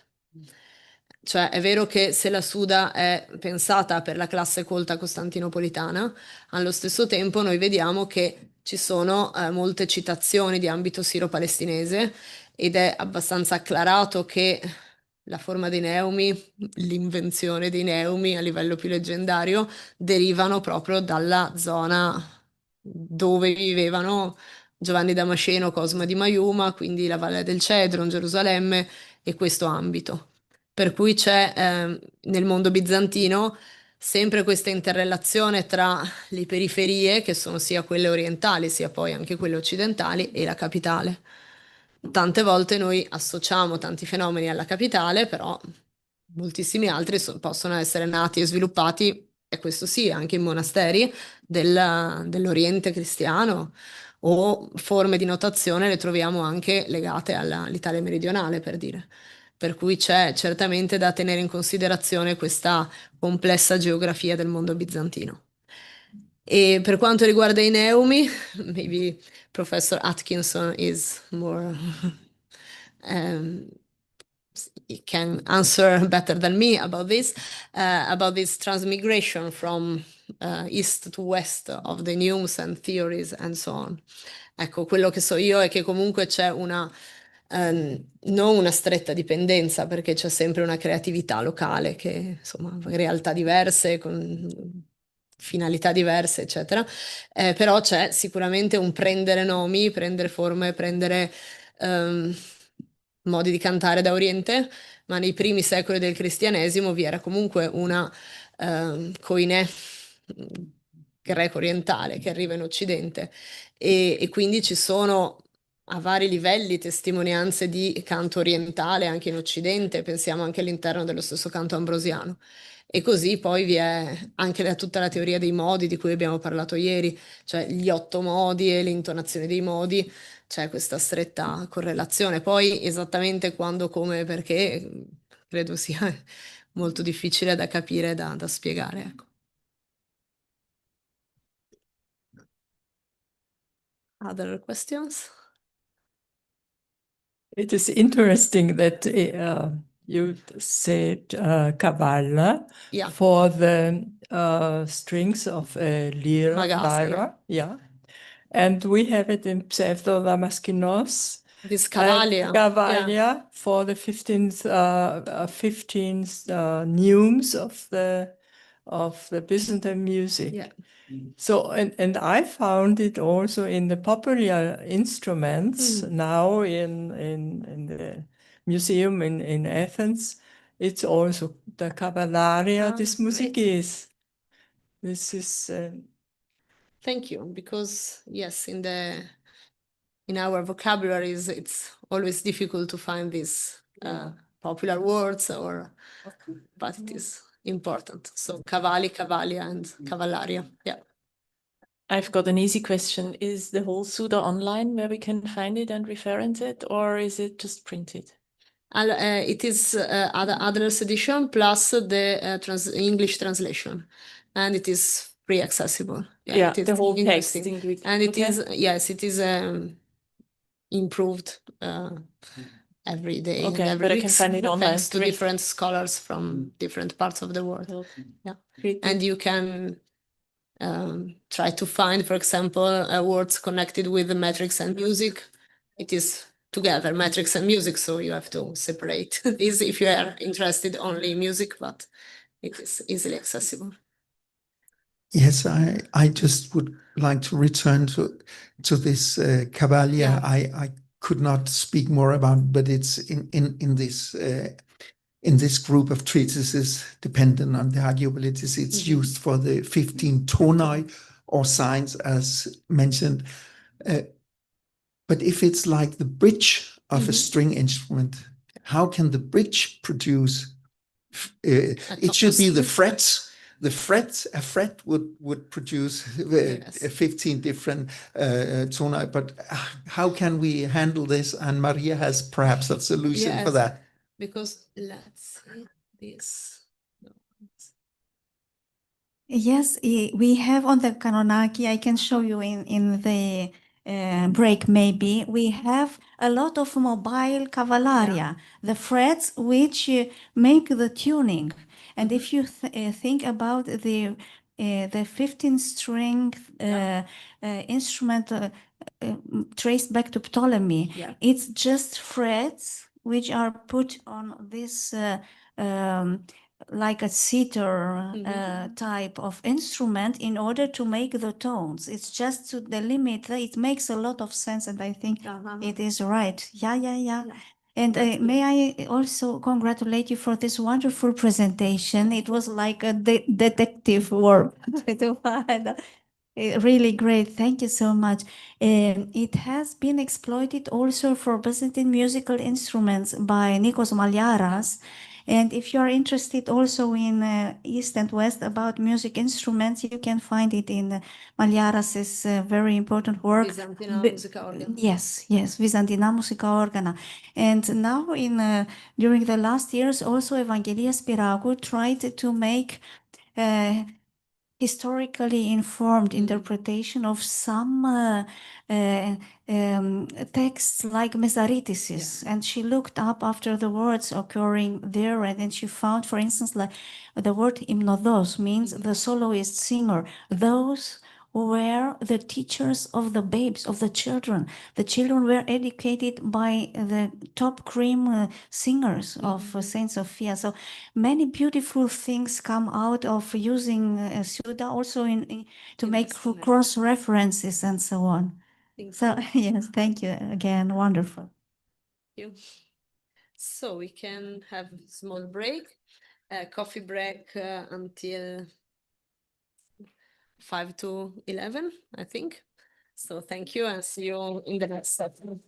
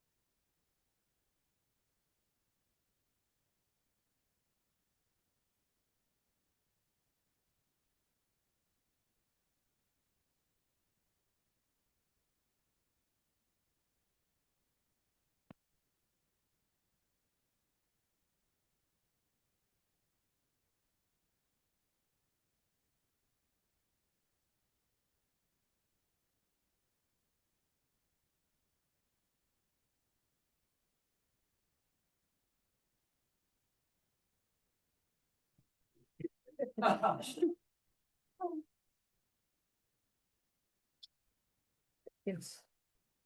So let's start again with medieval chant and his echoes from ancient world. Thank you, Sandra Martani, University of Cremona, Conservatorio of Mantova. She's a specialist in the field of ecphonetic notation, of the notation of the Irmologia. So welcome here, and she will explain to us a paper with this title, Ethos, Pathos, and Logos in the Model Epigrams of the Codex Berat 23. So welcome, Sandra. Thank you very much. Already in ancient Greek culture, the ethos theory of music is strictly linked to educational and political themes and also to musical therapy. The church fathers assumed this conception, both in the negative or positive aspects. For example, Basil the Great writes, I quote, "In our singing we learn what is profitable, and that thereby doctrine is somewhat more deeply impressed in our souls." End of quotation. In this regard, a passage by Simeon of Thessalonica in 3rd century is particularly interesting. In the ecthesis of his Typicon, he justified the liturgical reforms, writing that the hymns composed by the saints in the form of the canons must be sung together with the old asthmatic rite as a kind of seasoning and sweetening, in order that the ears of the multitude might be held upon encountering the ethos of the canon's melody. In some copies of the Irmologion, this ethical character of the ethos is highlighted by short epigrams preceding the acolutie of each modal sections. In my preliminary survey last year, I was able to identify 4 medieval Irmologia that document these verses. There are Patmos Monastery of St. John the Theologian, 45, middle of the 12th century, Ados Monastery of Great Lavra, Delta 35, probably half or first half of the 13th century, Grottaferrata State Library of the National Monument Epsilon Gamma 2, dated 1281, and Tirana Central State Archive, Berata 23. On that occasion, I was not able to access to Albanian code. For this reason, I wish with this communication to complete my analysis. The Codex Berata 23, today kept in the collection Codicet Schiperise in the Central State Archive in Tirana, was brought to the attention of scholars by the dissertation of Mary Kumbe, although it was already present in the catalogue of Greek manuscript of the State Archive of Tirana, compiled by Coder and Trapt. The paper manuscript is dated Irmologion, written by Michael Slavopoulos from the village Krishnikos, today Kerashnik, in the Berat municipality, Albania, in the year 2091. The epigrams open each modal section in the first part of the manuscript.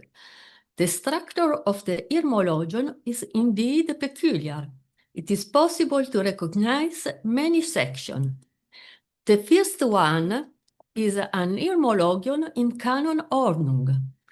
In the second one, there are the Macarismi, follow some Irmi Katikon, and 3 Irmi of the Odi Vita, respectively in the first and second mode and in Plaios Defteros.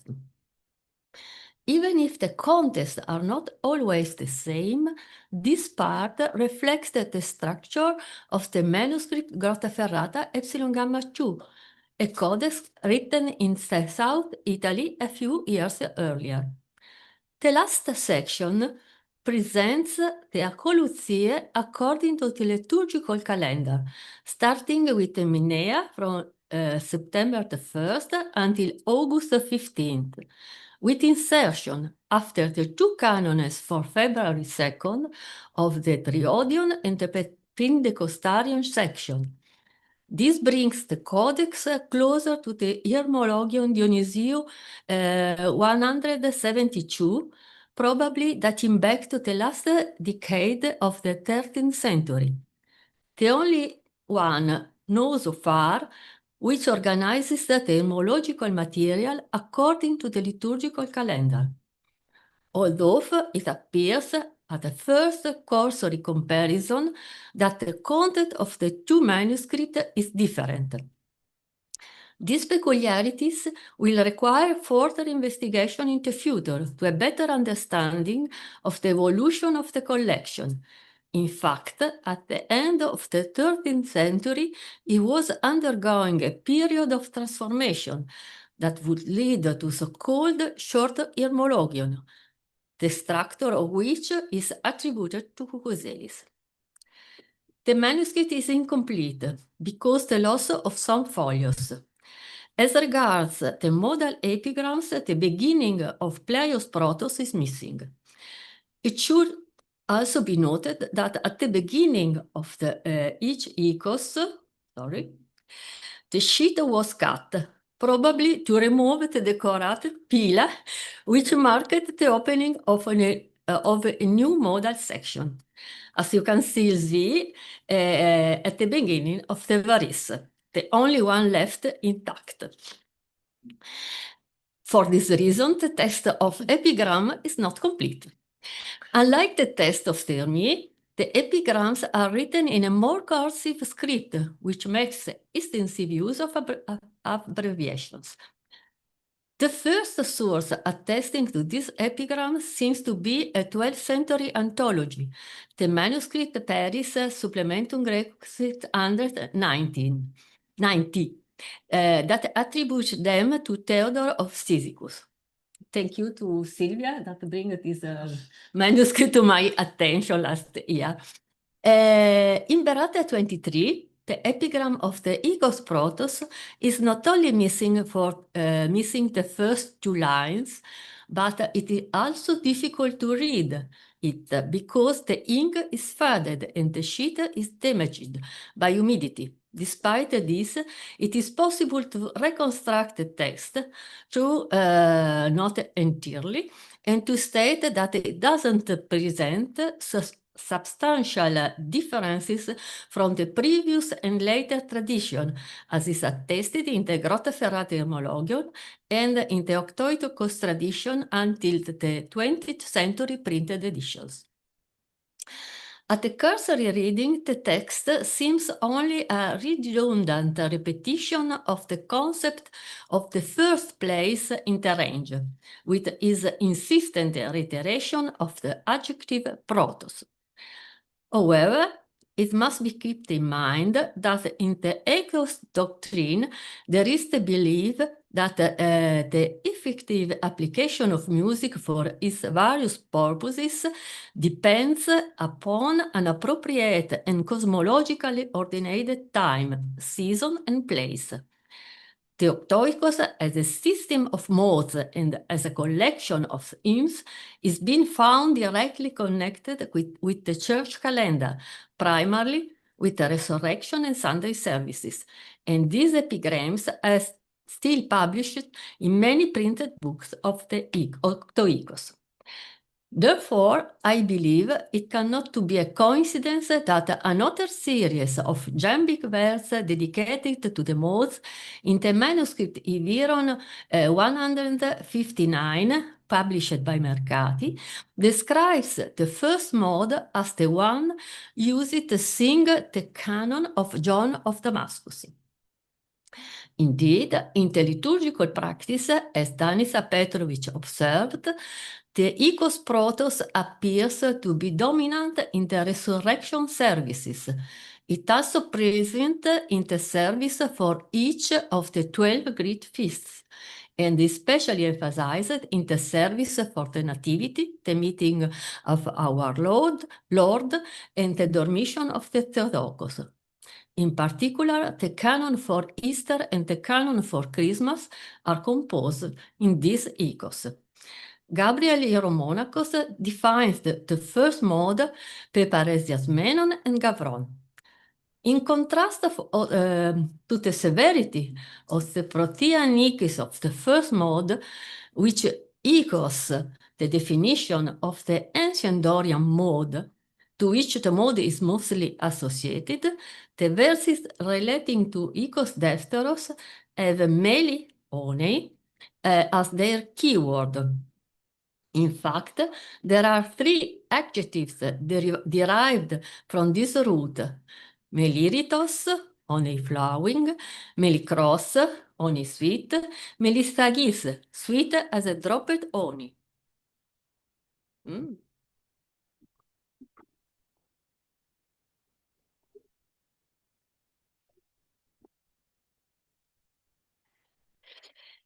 In particular, already Plato, in his work Aion, used meliritos to describe the fountain from which the poets bring us your songs. The concept of sweetness is further accentuated by the use of the verb iduno and the adjective glycostomon. If the idea of sweetness expressed with terms that recall honey is combined with the image of a stream of oil flowing without noise. The musical sensation that comes from it is that of a melody that flows without lips, or rather that moves almost imperceptibly from one sound to another. Is it possible to read in this low flow an allusion to the ludicity defined by Plato Chalara, since the second mode is called Lydios, and consequently an allusion to chromatic passages? This is a question, an open question. However, the representation of the icos is a stream of oil is a variant that the manuscript Berata 23 shares only with the Grottaferrata Codex. It is interesting to observe that Chrysaphius describes the melos of the nenano used in the second mode, authentic and plagal, as melikron, and defines nenano glycitatis phthora. The epigram that describes the icostritos presents it as unadorned, simple, pleasant, masculine, acompsos a plus idus andronicon trite, closely connected to the first one. In the theoretical treatises of Gabriel Hieromonachos and Pseudo-Damaskinos and in the Papadiki, this mode is called Phrygian. It is important to underline that in 73 treatises of Pseudo-Damaskinos assert that Protos, Deutero, etc. are not the names of the Iki, but only the steps, the degrees in the rank. The real names are Dorios, Lydios, Phrygios, Mixolydios, etc. Chrysanthus, who in his discussion of the modes always dedicates a paragraph to their ethos, reporting these epigrams at the end of the chapter, states that the ancients considered Phrygios scleron, hard, enthermon, passionate, and suitable for war. For this reason, the epigram describes it as unadorned, simple, masculine. Despite Chrysanthus' statement, it does not seem that this description recalls in any way either the Platonic vision of the Phrygian as peaceful icos, nor the Aristotelian one of an icos patheticon. The nouns panegyristis and correctis that present the fourth mode cannot be easily interpreted within the framework of Atos'lere of Mixolydius, that Plato describes as threnodis,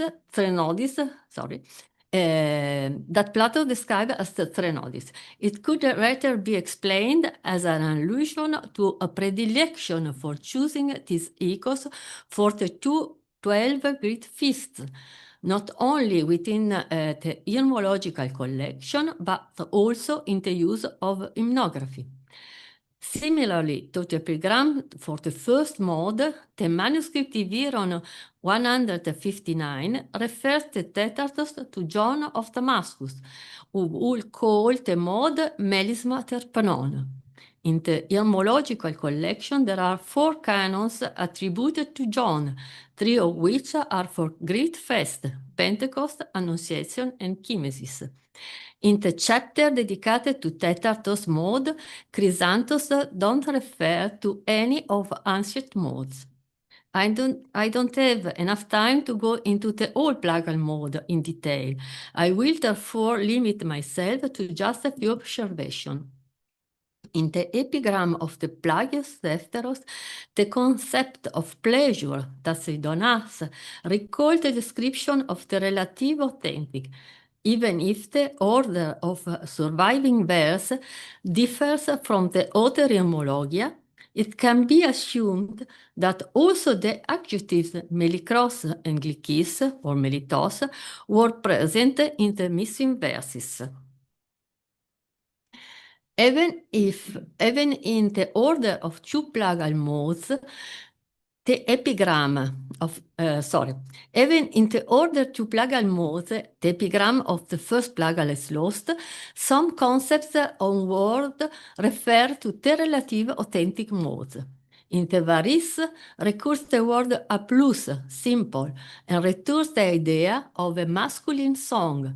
In the Plaios Tetartos, the word crotus recalls the expression of the relative authentic, crotus and cymbalis. Finally, I believe, contrary to what I concluded last year in my previous speech, that these epigrams, even if with an allusive and poetic language, fit into the tradition of the Atos'lere, and it is possible to recognize some point of contact between the ancient and the medieval ethos theory. Thank you very much for your attention, and thank you to Levi Foundation for this opportunity and this invitation.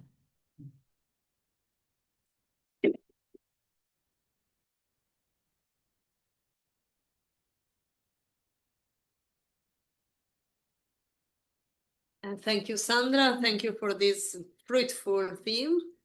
And any questions or comments?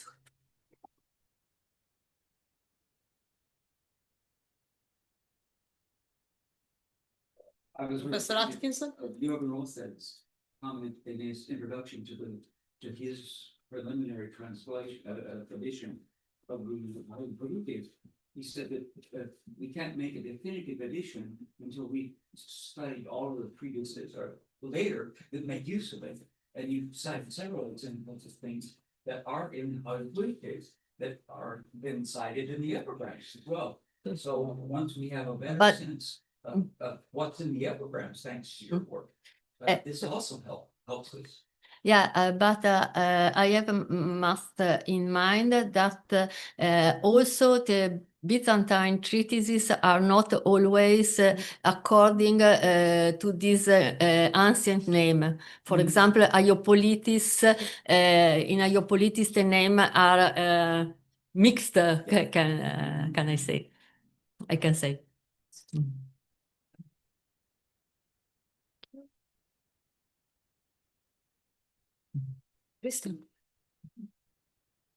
I would just mention that also in the sequence of correspondence between the ancient modes and the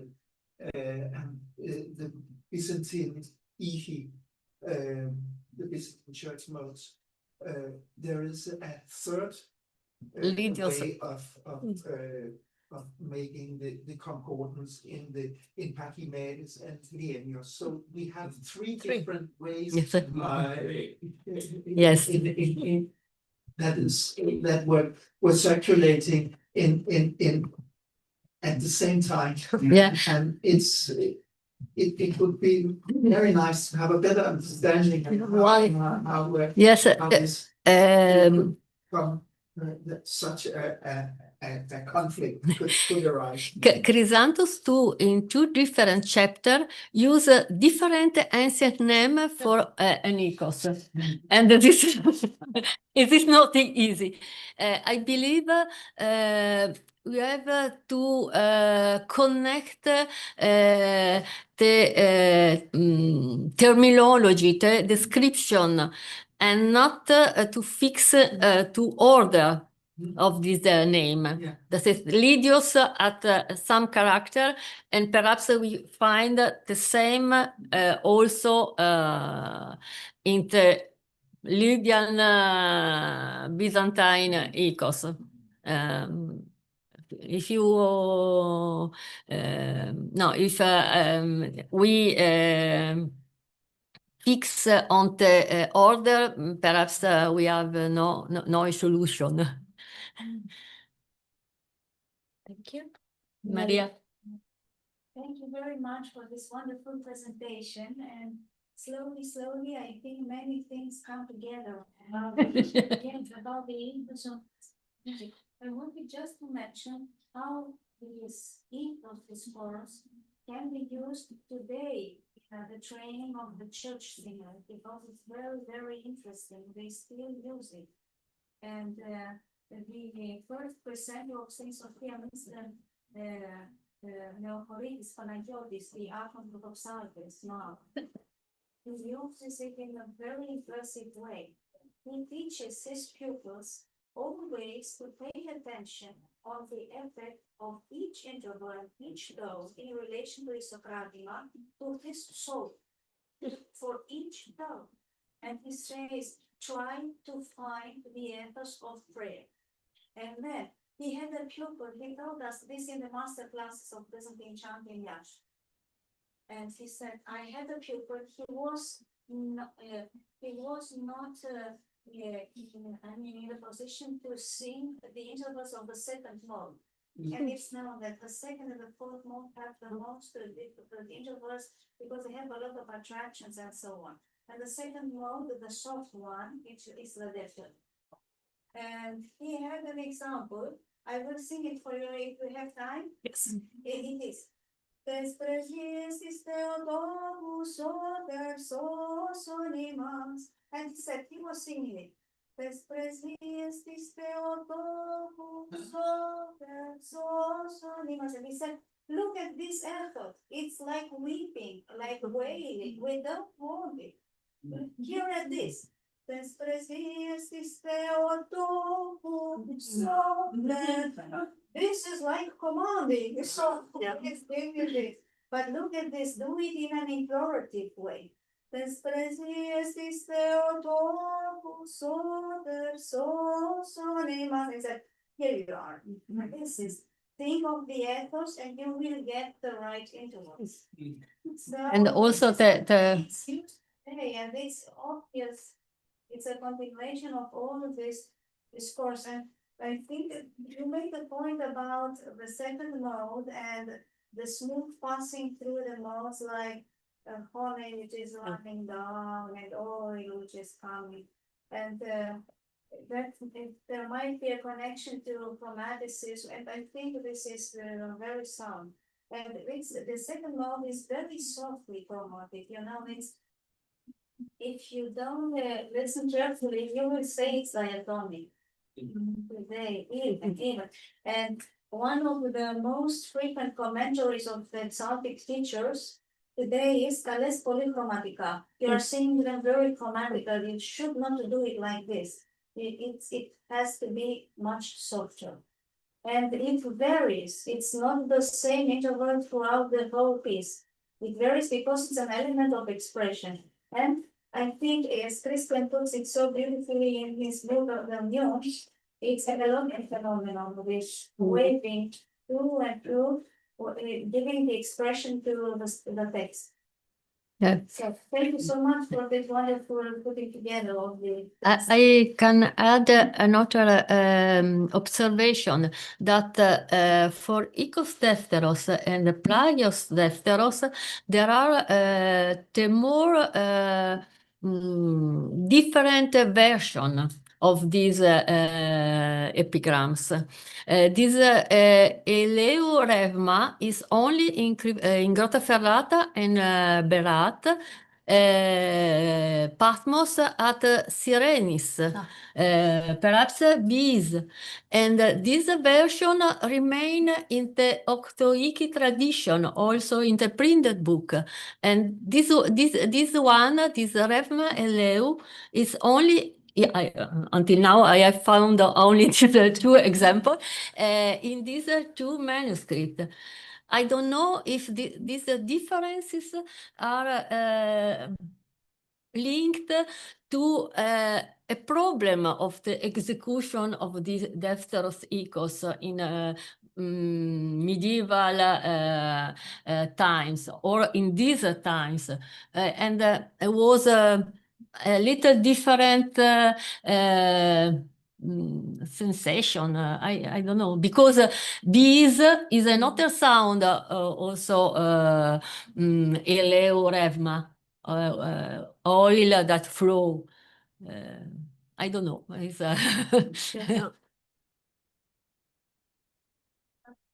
They also in post-Byzantine times, we heard testimonia that in the educational process, you will start with the diatonic mode first, or even with Plagios Tripetato at the beginning, and then the first mode, and then late in the educational process, you will come to the family of the Defteros mode. We have testimonia about Metrophonia done first to diatonic modes and then to the chromatic ones. It's a higher level of music ability and of music perception there. Thank you very much. Other comments? No, so thank you very much, Sandra. Congratulations.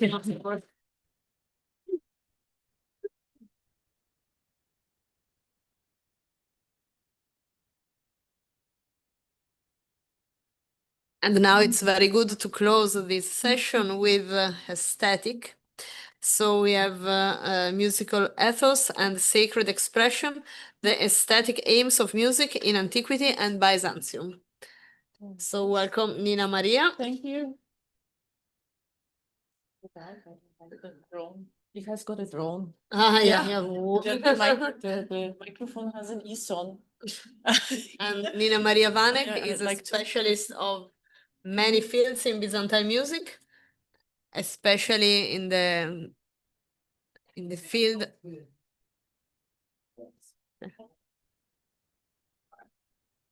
Especially in the field of the so-called Missa Greca, and congratulations of your huge words about huge work about it.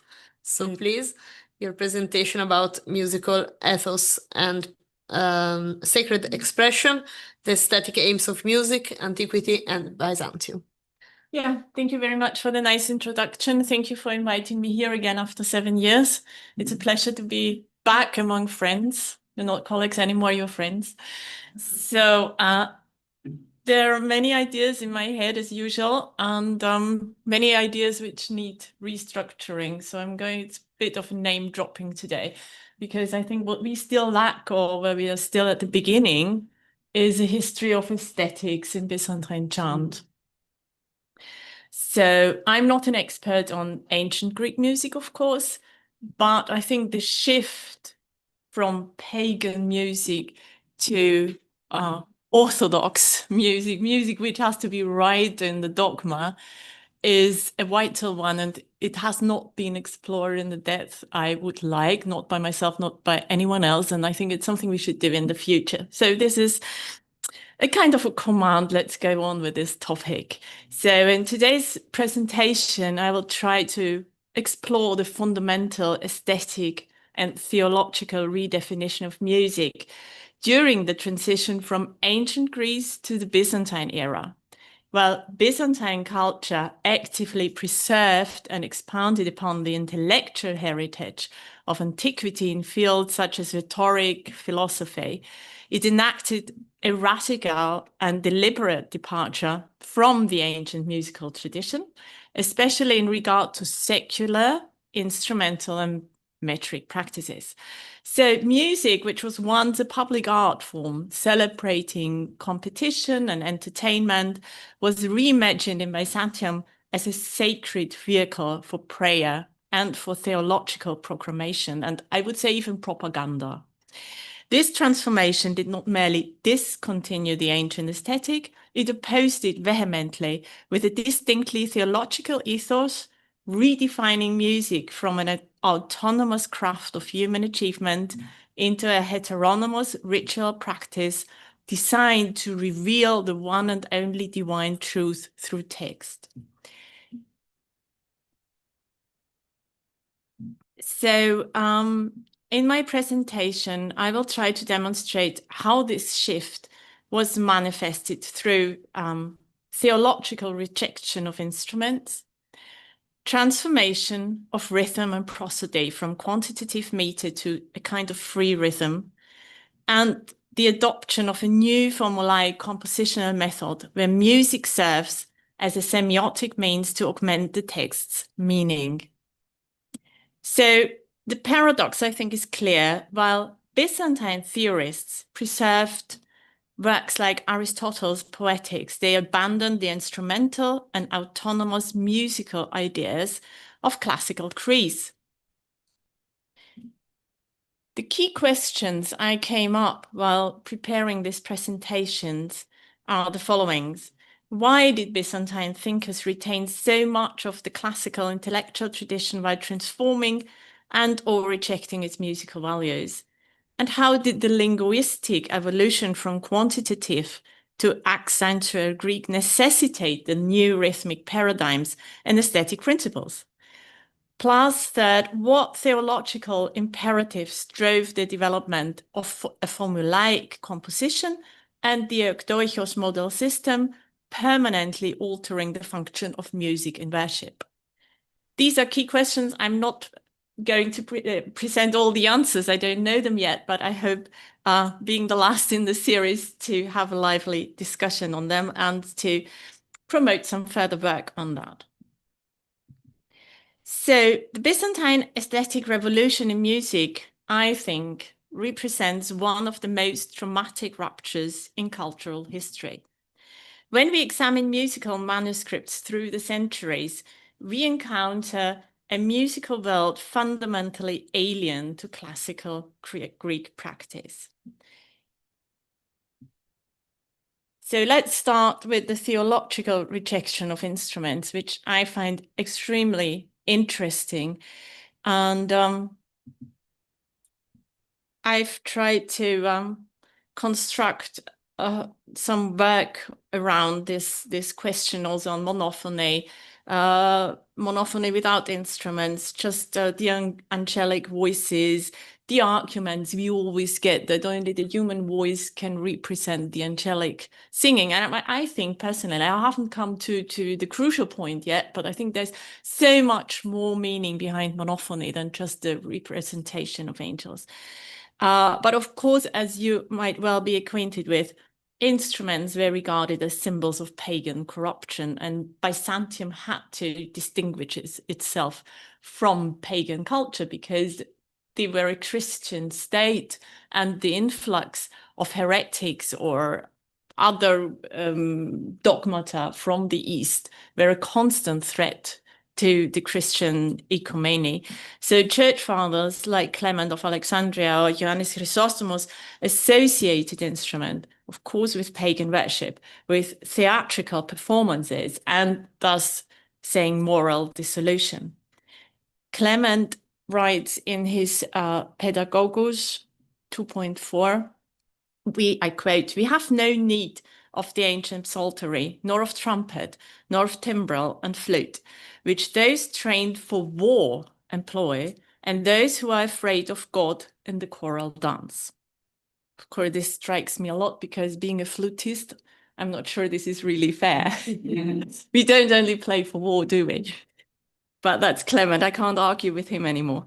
So we've also got this concept of synkatavasis, the divine accommodation, God's condescension to human weakness. We regard ourselves as weak of soul, of body, especially women, provided theological justification for the gradual elimination, abandonment of instruments. Theodoret of Cyrus explains, I quote him, God permitted the use of instruments in the Old Covenant as a concession to the weakness of the Jews, without of anti-Semitism here, who were accustomed to such things from their time in Egypt. But now under the New Covenant, we worship in spirit and in truth. So we have the truth, the whole truth, and the only truth. And of course, as mentioned before, only the human voice is the superior instrument. Nothing can equal the human voice. Ioannis Chrysostomos, in his homily on Psalm 41, articulates the theological superiority of vocal music. I quote again, the psaltery and lyre were given by God for the weakness of those who could not be elevated by words alone, but we have no need of such things, for we do not seek to arouse passion, but to calm it. The tongue is our lyre, our body is our psaltery. End of quote. I also found another quote during my current project on Psalms in Byzantine chant, where St. Basil says on Psalm 1 that a psalm, and I think it's still true for those who are deep into theology and spiritual worship, the Psalms are still a city of refuge from the demons, a means of inducing help from the angels, a weapon in fears by night, a rest from the toils by day, unquote. It always gives me a bit of the goosebumps because I think St. Basil said it, but it's also true for 2025. Yeah. So I took a look at liturgical practice. Of course, I don't want to bore you with a musical analysis here, but just to mention some of the psalms. I've done extensive analysis during the last years. If we look at the Typica, they provide clear evidence that psalms, like the Psalm 1, were chanted, of course, without instruments during monastic esperinos, way before that we have any musical evidence in the manuscripts. And especially in Evangelia Spiracus' book, which I extensively read through, where we get information on how music was performed. Like I quote, the Magarios Anir, Psalm 1, begins loud and slow. It's those little snippets where we try so many thousand years later to get a glimpse of how it could be performed. So it was strong. Like I liked it very much, the singing of Maria before. This was a good combination introduction for my talk. I think when we get this lively representation, it's much more than just Merala Gerra. Yeah, there's so much more meaning there. I said name and topic dropping today.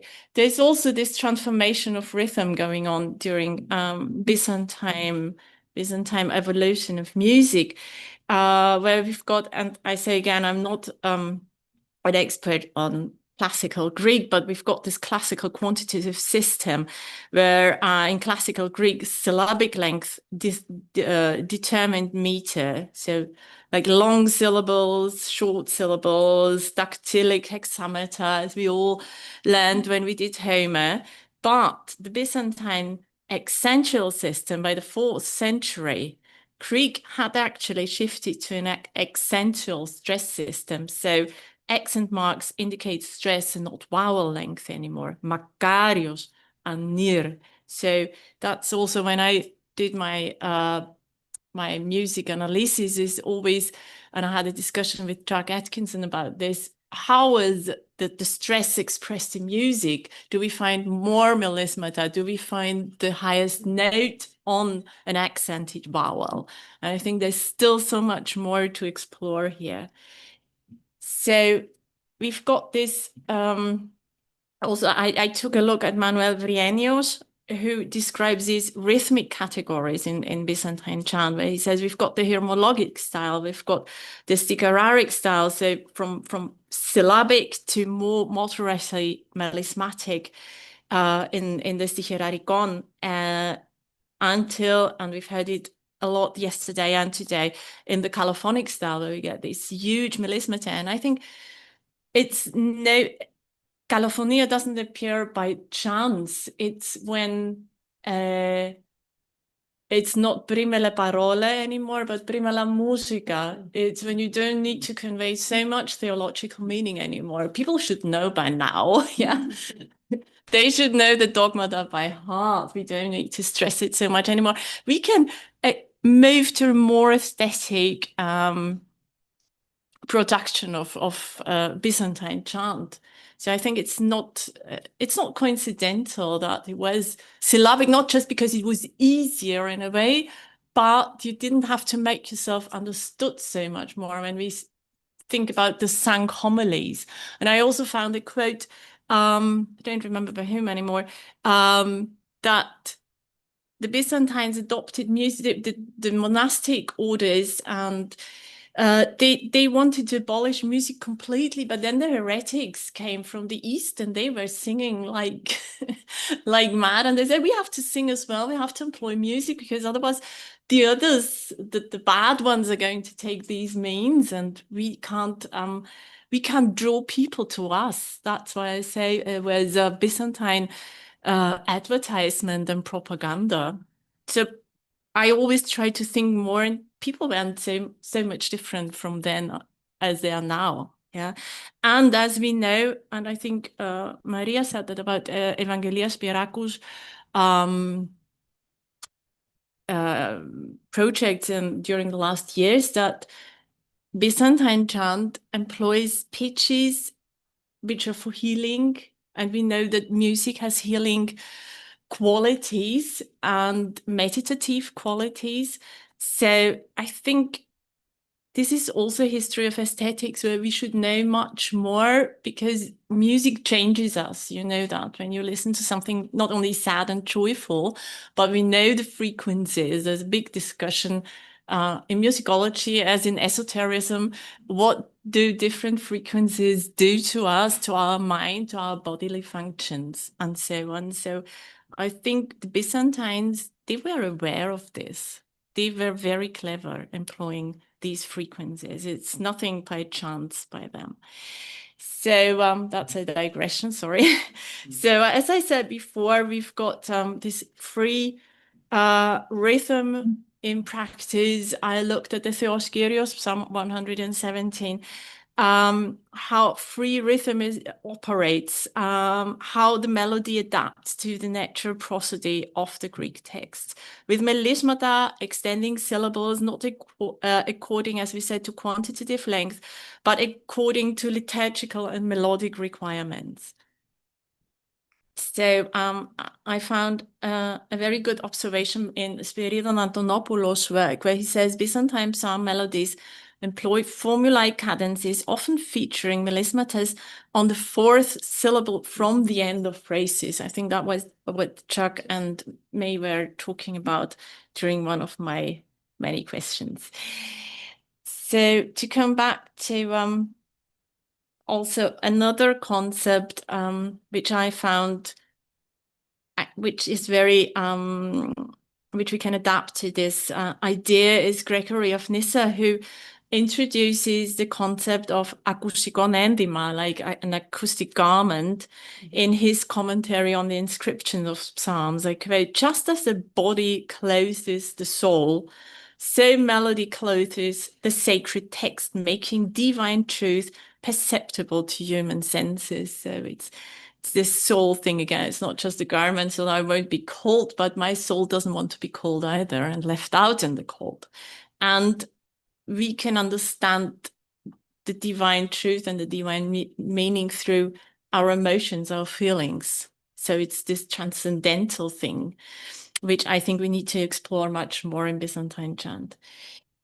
So this metaphor by Gregory of Nyssa captures the Byzantine understanding that rhythm and melody are not autonomous artistic elements, but functional vehicles for textual meaning.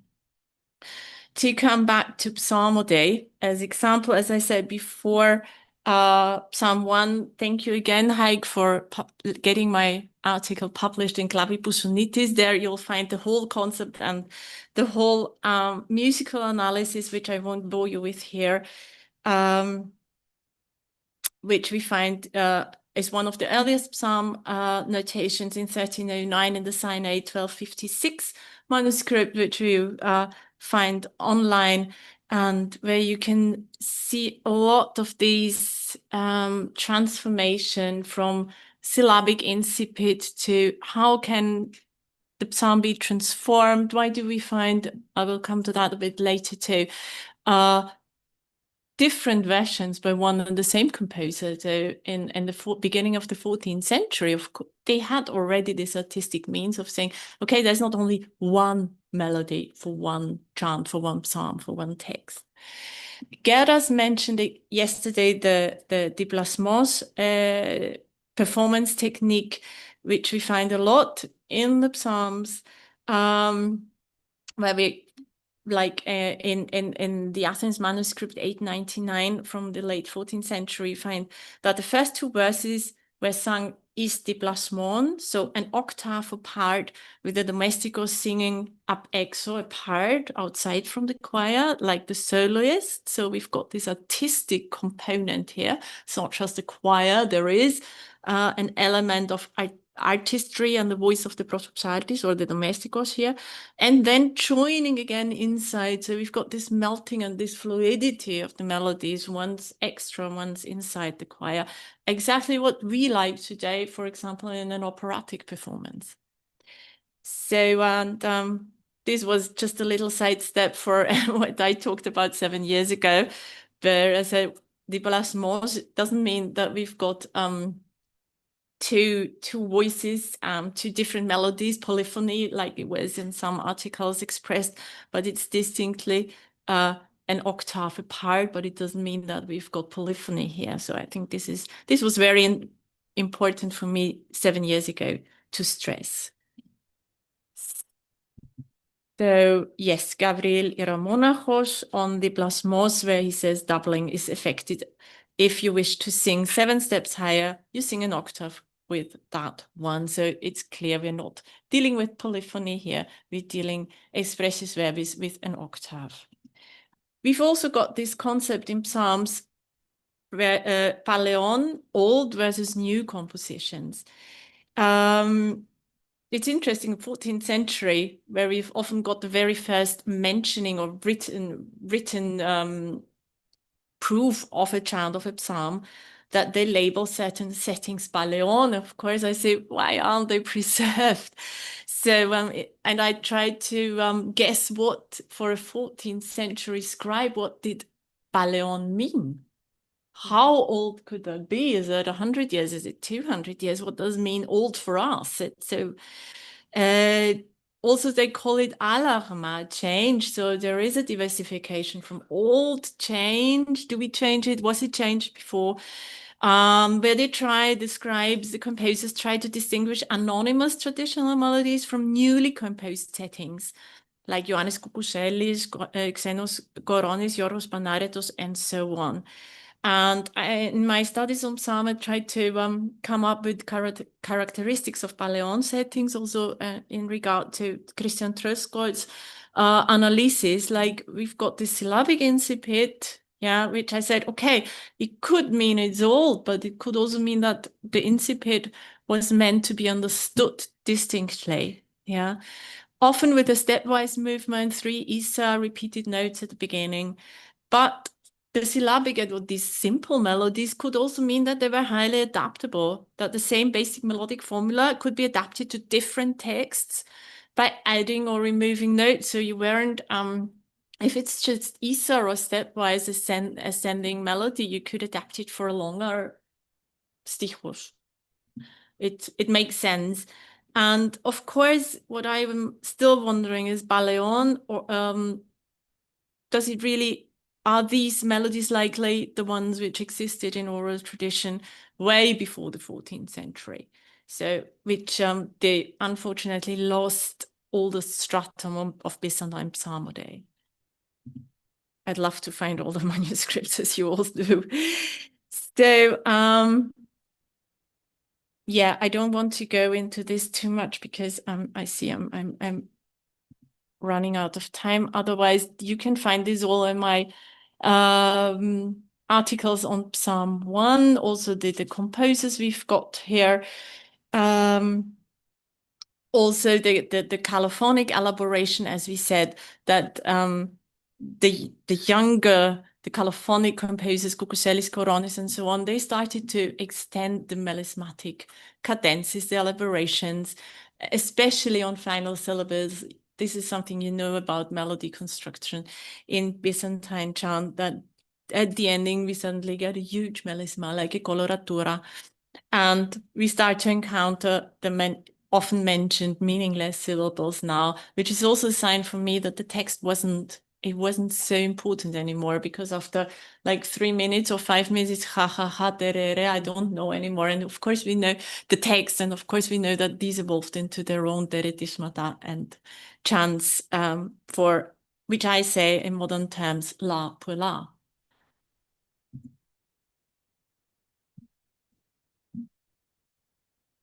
So we've got this, we've got the manuscript edition, the melodic evolution, the formulaic composition, where, and I think, please excuse me, I don't know much about ancient music, but we get this extremely formulaic composition in Byzantine chant, where we've got the theses, the formulas, and where also Williams already in his his extensive work on Cucuzelli says that we find in one psalm formulas which are employed for other psalms. So these transgressions from one chant to the other, they're not stuck with just one genre, with one chant. We can find them moving between the compositions.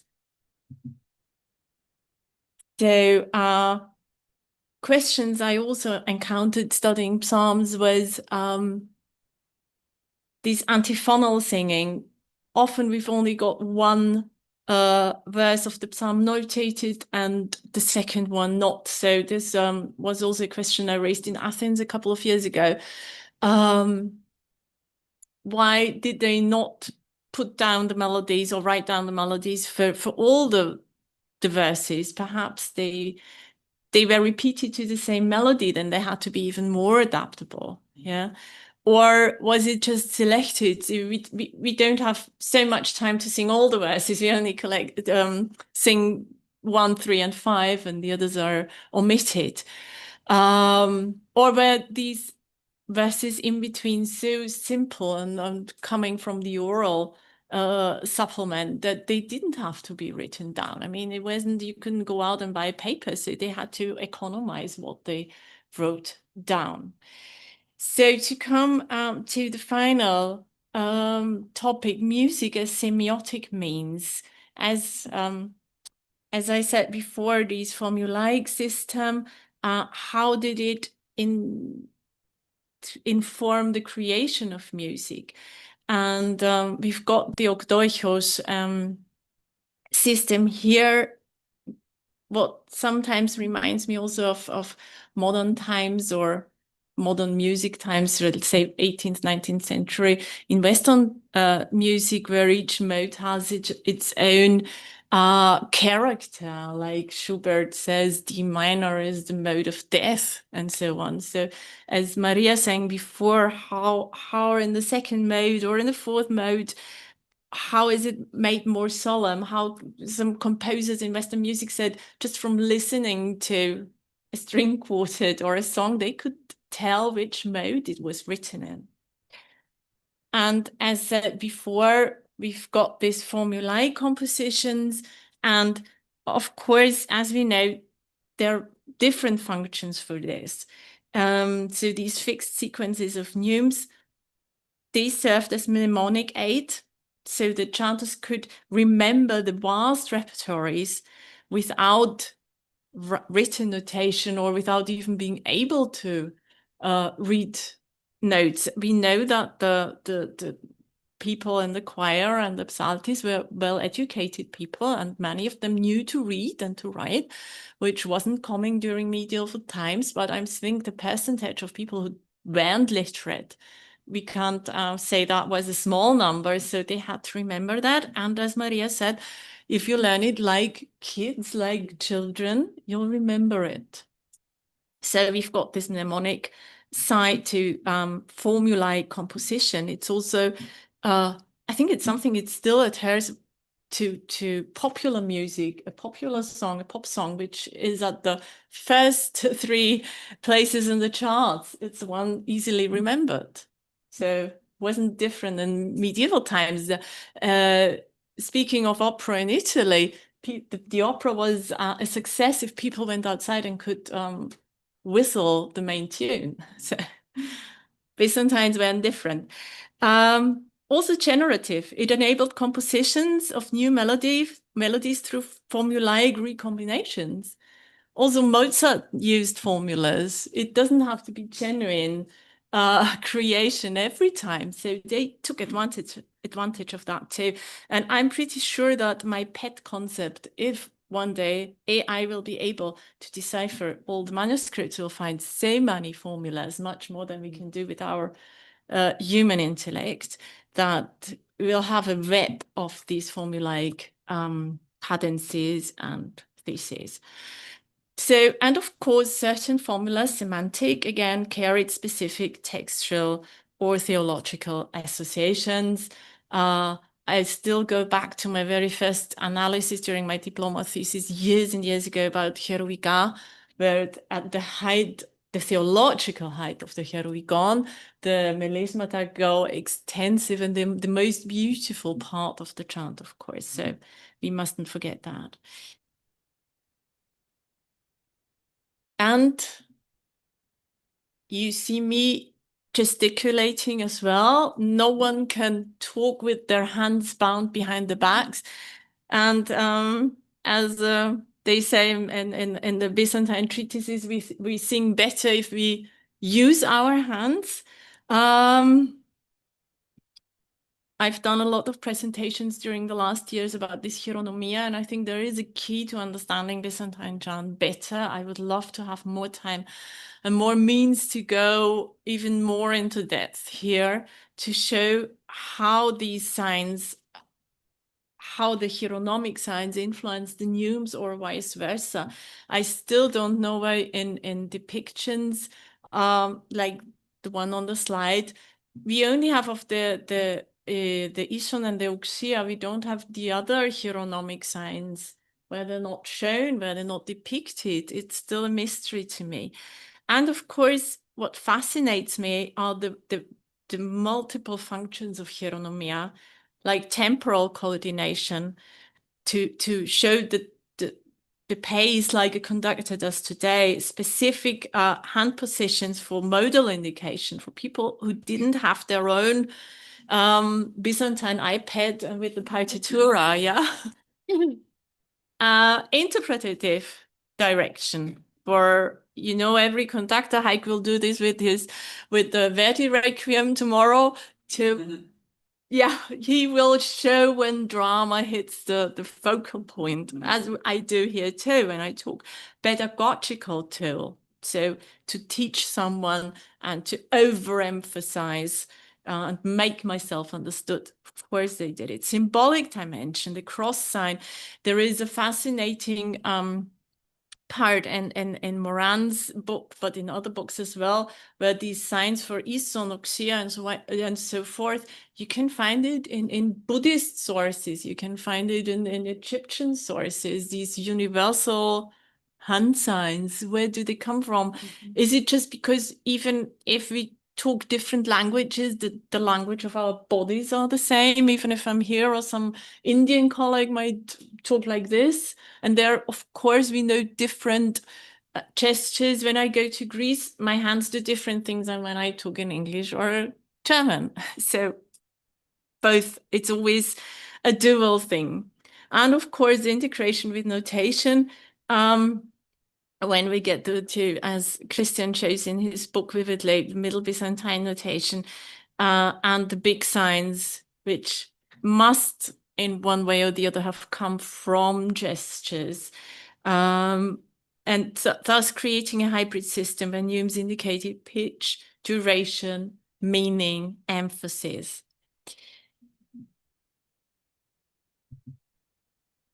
So to come to my conclusion, I've taken up a lot of time.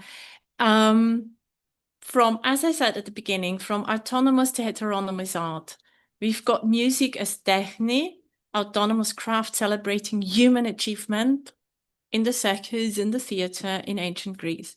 Instrumental virtuosity was very much valued. As a flutist, the aulos, of course, very important instrument.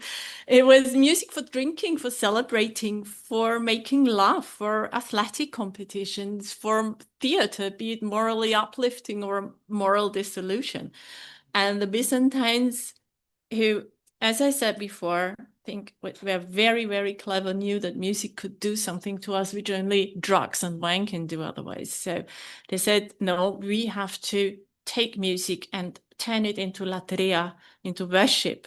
Worship subordinate. So music is entirely subordinated to liturgical function. They reject its autonomous musical values. So no composition exists apart from sacred text. Music becomes, as Gregory said, the acoustic garment as a vehicle for divine truth and not an end in itself. Later on, Galophonia is a different topic then. So this represents what we might call a semiotic inversion, a reversal in how music creates meaning. In classical Greek thought, music signified through autonomous formal properties, melodic beauty, rhythmic complexity, instrumental virtuosity. In Byzantium, by contrast, music signifies slowly through its capacity to illuminate and amplify theological textual meaning. The melody, as I said, prima la parola, poi la musica serves the word, and form follows theological function and not the other way around. So we've got, this is something I would like to elaborate more on. I won't, but this monophony as theological principle. And what I thought very, very interesting is the CD and the articles produced by Alexander Lingas and his colleagues, where they said Byzantine chant didn't need polyphony. It was inherently polyphonic. He did this acoustic experiment in Hagia Sophia and and also sound studio where they reconstructed the ichos in the Hagia Sophia, where they said when choirs were walking around and you heard it from different angles, it had this extremely polyphonic it was extremely polyphonic to the human ear. So I think this is also something we should take into context. Because we are such polyphonic modern people, do we need polyphony? Or is it a concept of polyphony we've just got accustomed to and people understood something polyphonic, although it was just one melody? Yes, so conclusion, thank you very much for the time. The Byzantine transformation of musical practice represents a total reimagining of music's purpose and methods, from instruments to voice, from this theological rejection, from meter to prosody, these linguistic shifts, new rhythmic paradigms centered on text accent, from autonomous to heteronymous, music became purely functional for theology, a semiotic vehicle for sacred texts. As I said, the Psalms, I could study them for another 20 years and they would reveal even more. No one's going to pay me for another 20 years on the Psalms, but at last, yeah, and theological, and this is to come back to my wish for a history of aesthetics of Byzantine chant, theological aesthetics as unifying principle. crucially, this refunctionalization of music was not merely a theological necessity, but I think also a deliberate aesthetic choice. What we witness in Byzantium is the emerging, and I call it theological aesthetics, a comprehensive artistic vision where every musical transformation, from the rejection of instruments to the development of formulaic composition, serves a unified purpose to render divine truth perceptible through sound. This is not theology applied to music, but theology as an aesthetic principle. And this aesthetic revolution was driven by theological imperatives, and it created a unique musical culture that endured and still endures in Eastern Orthodoxy for over a millennium. And I think, arguably, and we can discuss this now, the most stable musical tradition in human history. Thank you very much for your patience with my explanations. Thank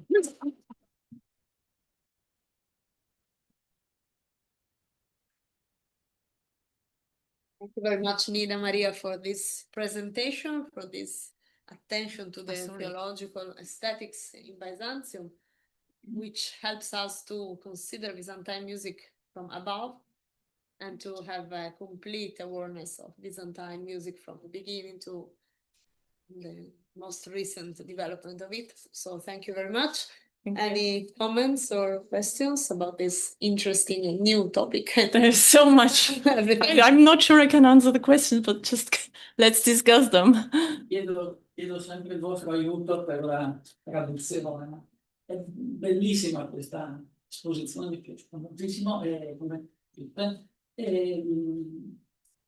Prima che mi dimentichi, volevo chiedere questo, perché ho trovato interessante la tabella, quella in cui diceva, non so, il primo modo per le cerimonie pomposose, il secondo per un altro motivo, eccetera, eccetera. No?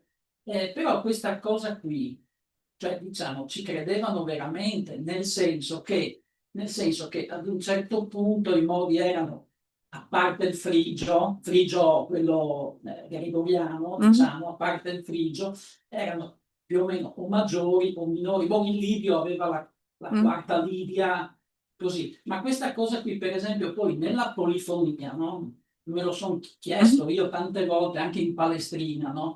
Troviamo anche lì, è difficilissimo capire il plagale rispetto all'autentico, perché poi le voci in polifonia, ecco, ma e questi autori polifonici nostri, eccetera, cioè ci facevano questo ragionamento oppure solo come idea, solo per il maggiore, minore o il frigio, cioè quindi modi di tipo maggiore, modi di tipo minore e modo frigio, che è quello particolare, no? Ecco, la mia domanda è un po' questa, perché assegnare una precisa funzione ad ogni modo, per quello chiedo se effettivamente ci credevano oppure se era una consuetudine.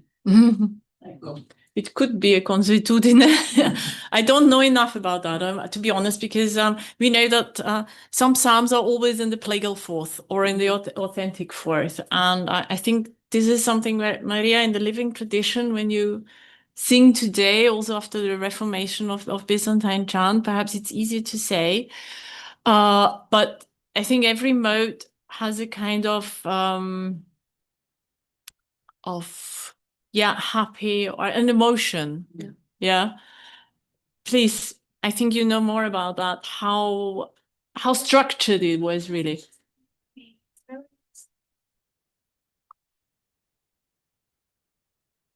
Yeah.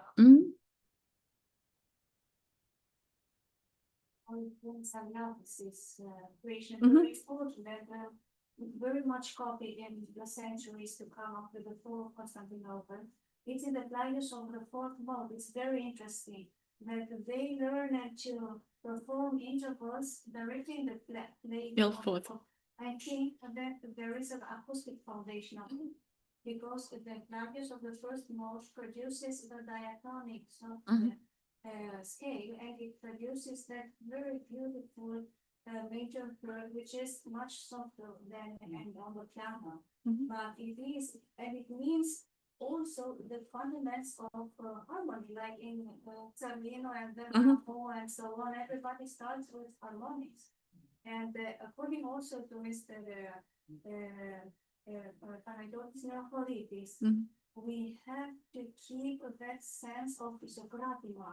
I like very much what you said about this inherent heterophony, Mhm. not phonophony, but it is the ison. All the Mhm. time, people get in tune with the ison. All the time, in practice, all the time. So what is produced is, of course, the major third. It's not the minor third produced. The harmonic Yeah. overflow number 5. It's Mhm. the major. So it's in us, and we just expose it. So this is why I think that it is very sound to start with the brain of the fourth one, and the last becomes the first, and the first has First. yeah. So it's such a beautiful circle here. Yeah. Yeah. And I think it's a bit like the question of what's first, the chicken or the egg? Because they might have said, okay, this is always written, or this sounds like you said, implorative or wailing or joyful. And then it becomes a custom. Mm. And then comes the composers in California who might transgress this. Yeah. We get rule breakers too in Byzantium. Yeah. But I think that's this shift during California. How far can I go from the established models? Perhaps that's also the case. Okay, this is Baleon, perhaps because it had to the old mode it was always written in, and how when I get these melismata, they change modally so much that I'm not sure they could still tell in which mode they were. Yeah, it's like Schoenberg's Erwartung. Yeah. But yeah. Paleon is very interesting because also Saint John Cottoselis, he says Paleon. And Paleon is not the old known calophonic barrier, but it's another layer of calophony, which is simpler than what he goes to do. So it's very, very interesting. And this, if I may, I don't know, maybe it's somebody else who wants to ask questions. About the ESO and EXO, it's also used for high and low. Exactly. Yes. It can also be inside the oratory and outside with the singer. This Evangelist Tirampo taking a lot about historically performance practice and this kind of effects. I think this is very important what you're saying, that ESO. Also, if I sing an octave higher, I'm also outside because I can be heard, I can be discerned, like the opera singer is louder than the 50 people in the orchestra. So he's also, the first singer is also outside in a way, because also an octave is in a way polyphony. It's not the same thing. And Paleon, to come back to this, is, I always think of drawing in Byzantium, the iconography. It was also, if I want to make myself important and say, I know the truth, I also say, okay, I go back to old sources. I go back to Christian's books. He says the same, and I go on and say the same. So this makes me true too. So I think like Cucuzelis and the others who said, this is Paleon, and my melodies go back to old versions. I know the truth. Yeah, I don't digress. Yeah.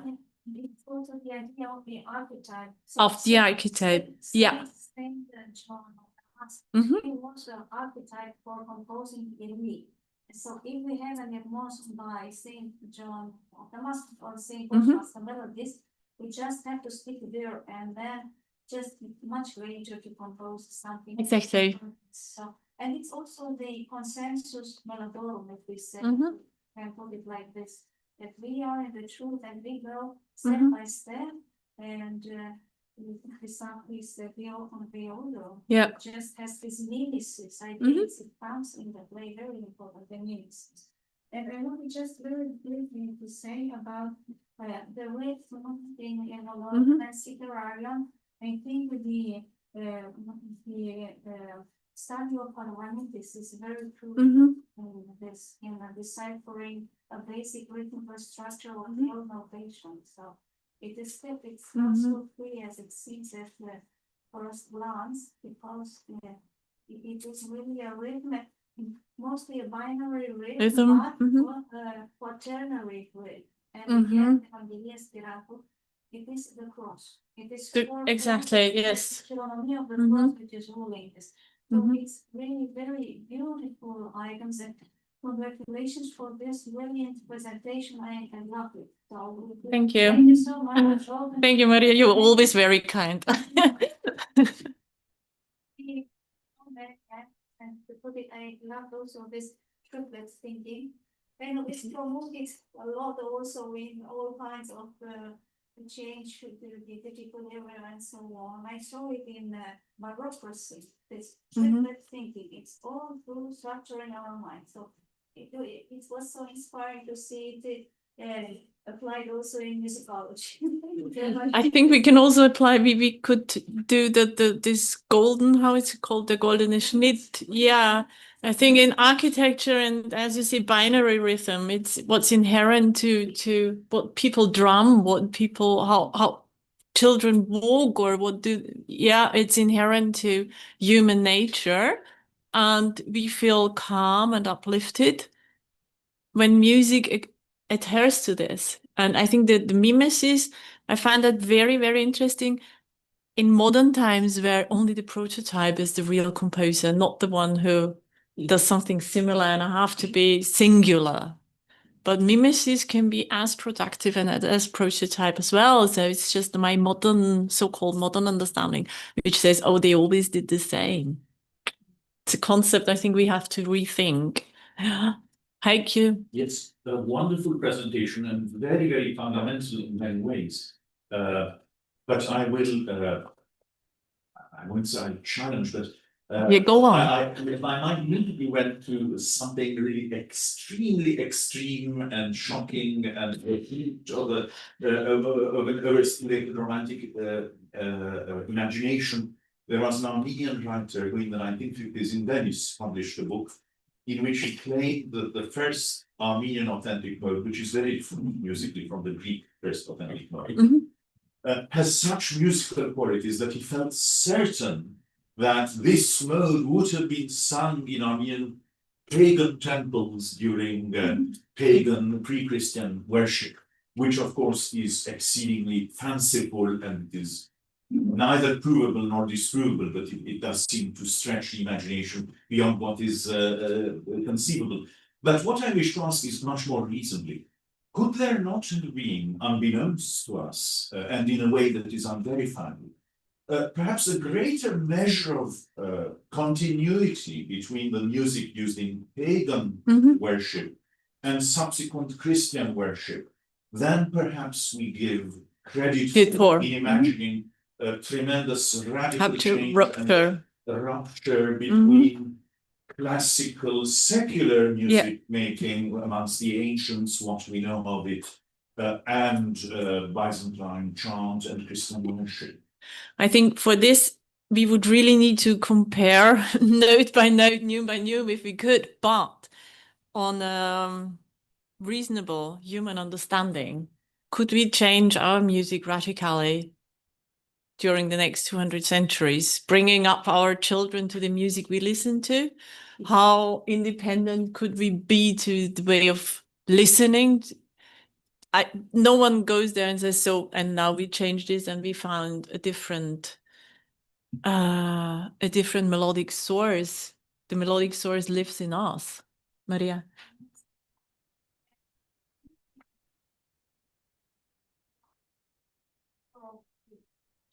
Give it with the psalter. Play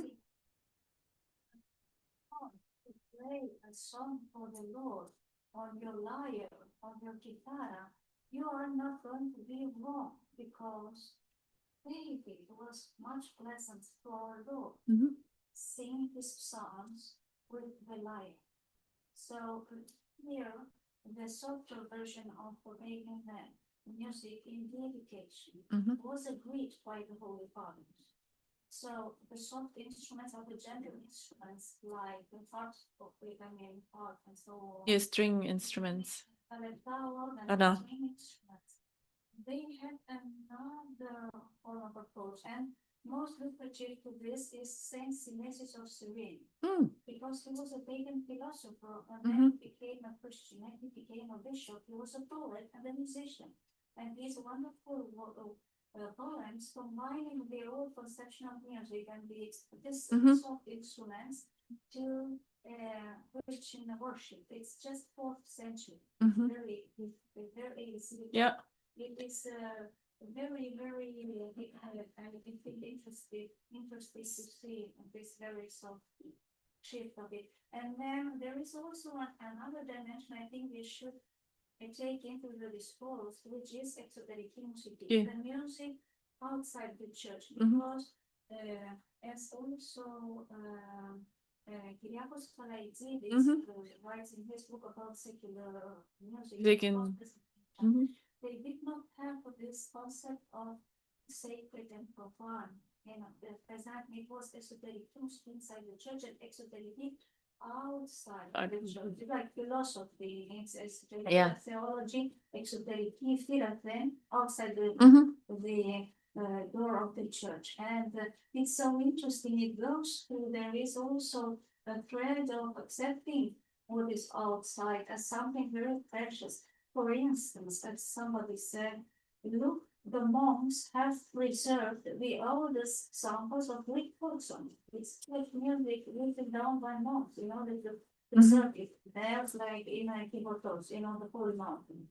So it is this beautiful relation, not sacred and profane, but it's inside and outside as well, actually, on a level. And I think this can teach us again something. It was Magyaras who has many things about this music as a vehicle of political also. Yes. Propaganda. As is a propaganda, yeah, absolutely. Heteronomic view, but and the idea of theocracy with Stephen Man. yes, so on. So I think it blends very, very beautifully and taking a human being as an entire personality, in church and outside church, with the music as a companion, as a musical companion. I think that's a very important point, because we in Byzantine music, being overwhelmed with all the chants we haven't studied yet, and having hardly any written sources for folk music, for music sung in public places or with the emperor and so on, we rarely, and I'm not an exception, we rarely take this into consideration. But people go into church for worship and they go out and sing at the birthday, like yesterday, for example.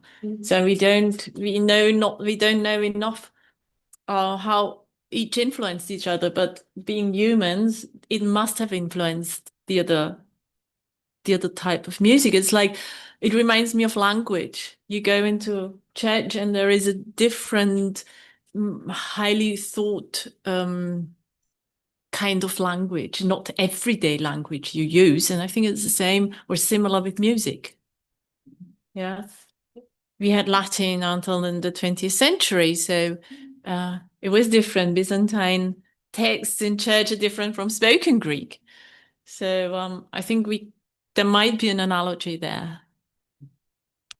But of course it influenced each other. And I think what I couldn't go into here too is also the dichotomy in Byzantium, that on one hand they wanted to be the rightful heirs of antiquity, of the great things of ancient Greeks. On the other hand, they were pagan and we can't be too close to them. I think they were in a really hard position, weren't they? And it's like with iconoclasm, are we allowed to look at pictures? Are we allowed to sing? It's the same question. And of course, the Desert Fathers weren't too happy to sing, because they knew what it would do to you. Same as a liter of good wine.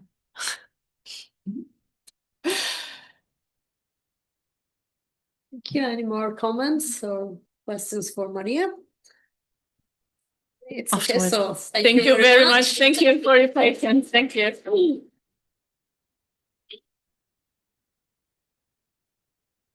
So we have arrived to the end of this meeting. and we have found so many different perspectives, different angles, and this is very important for each of us. And as Maria told us, in the end,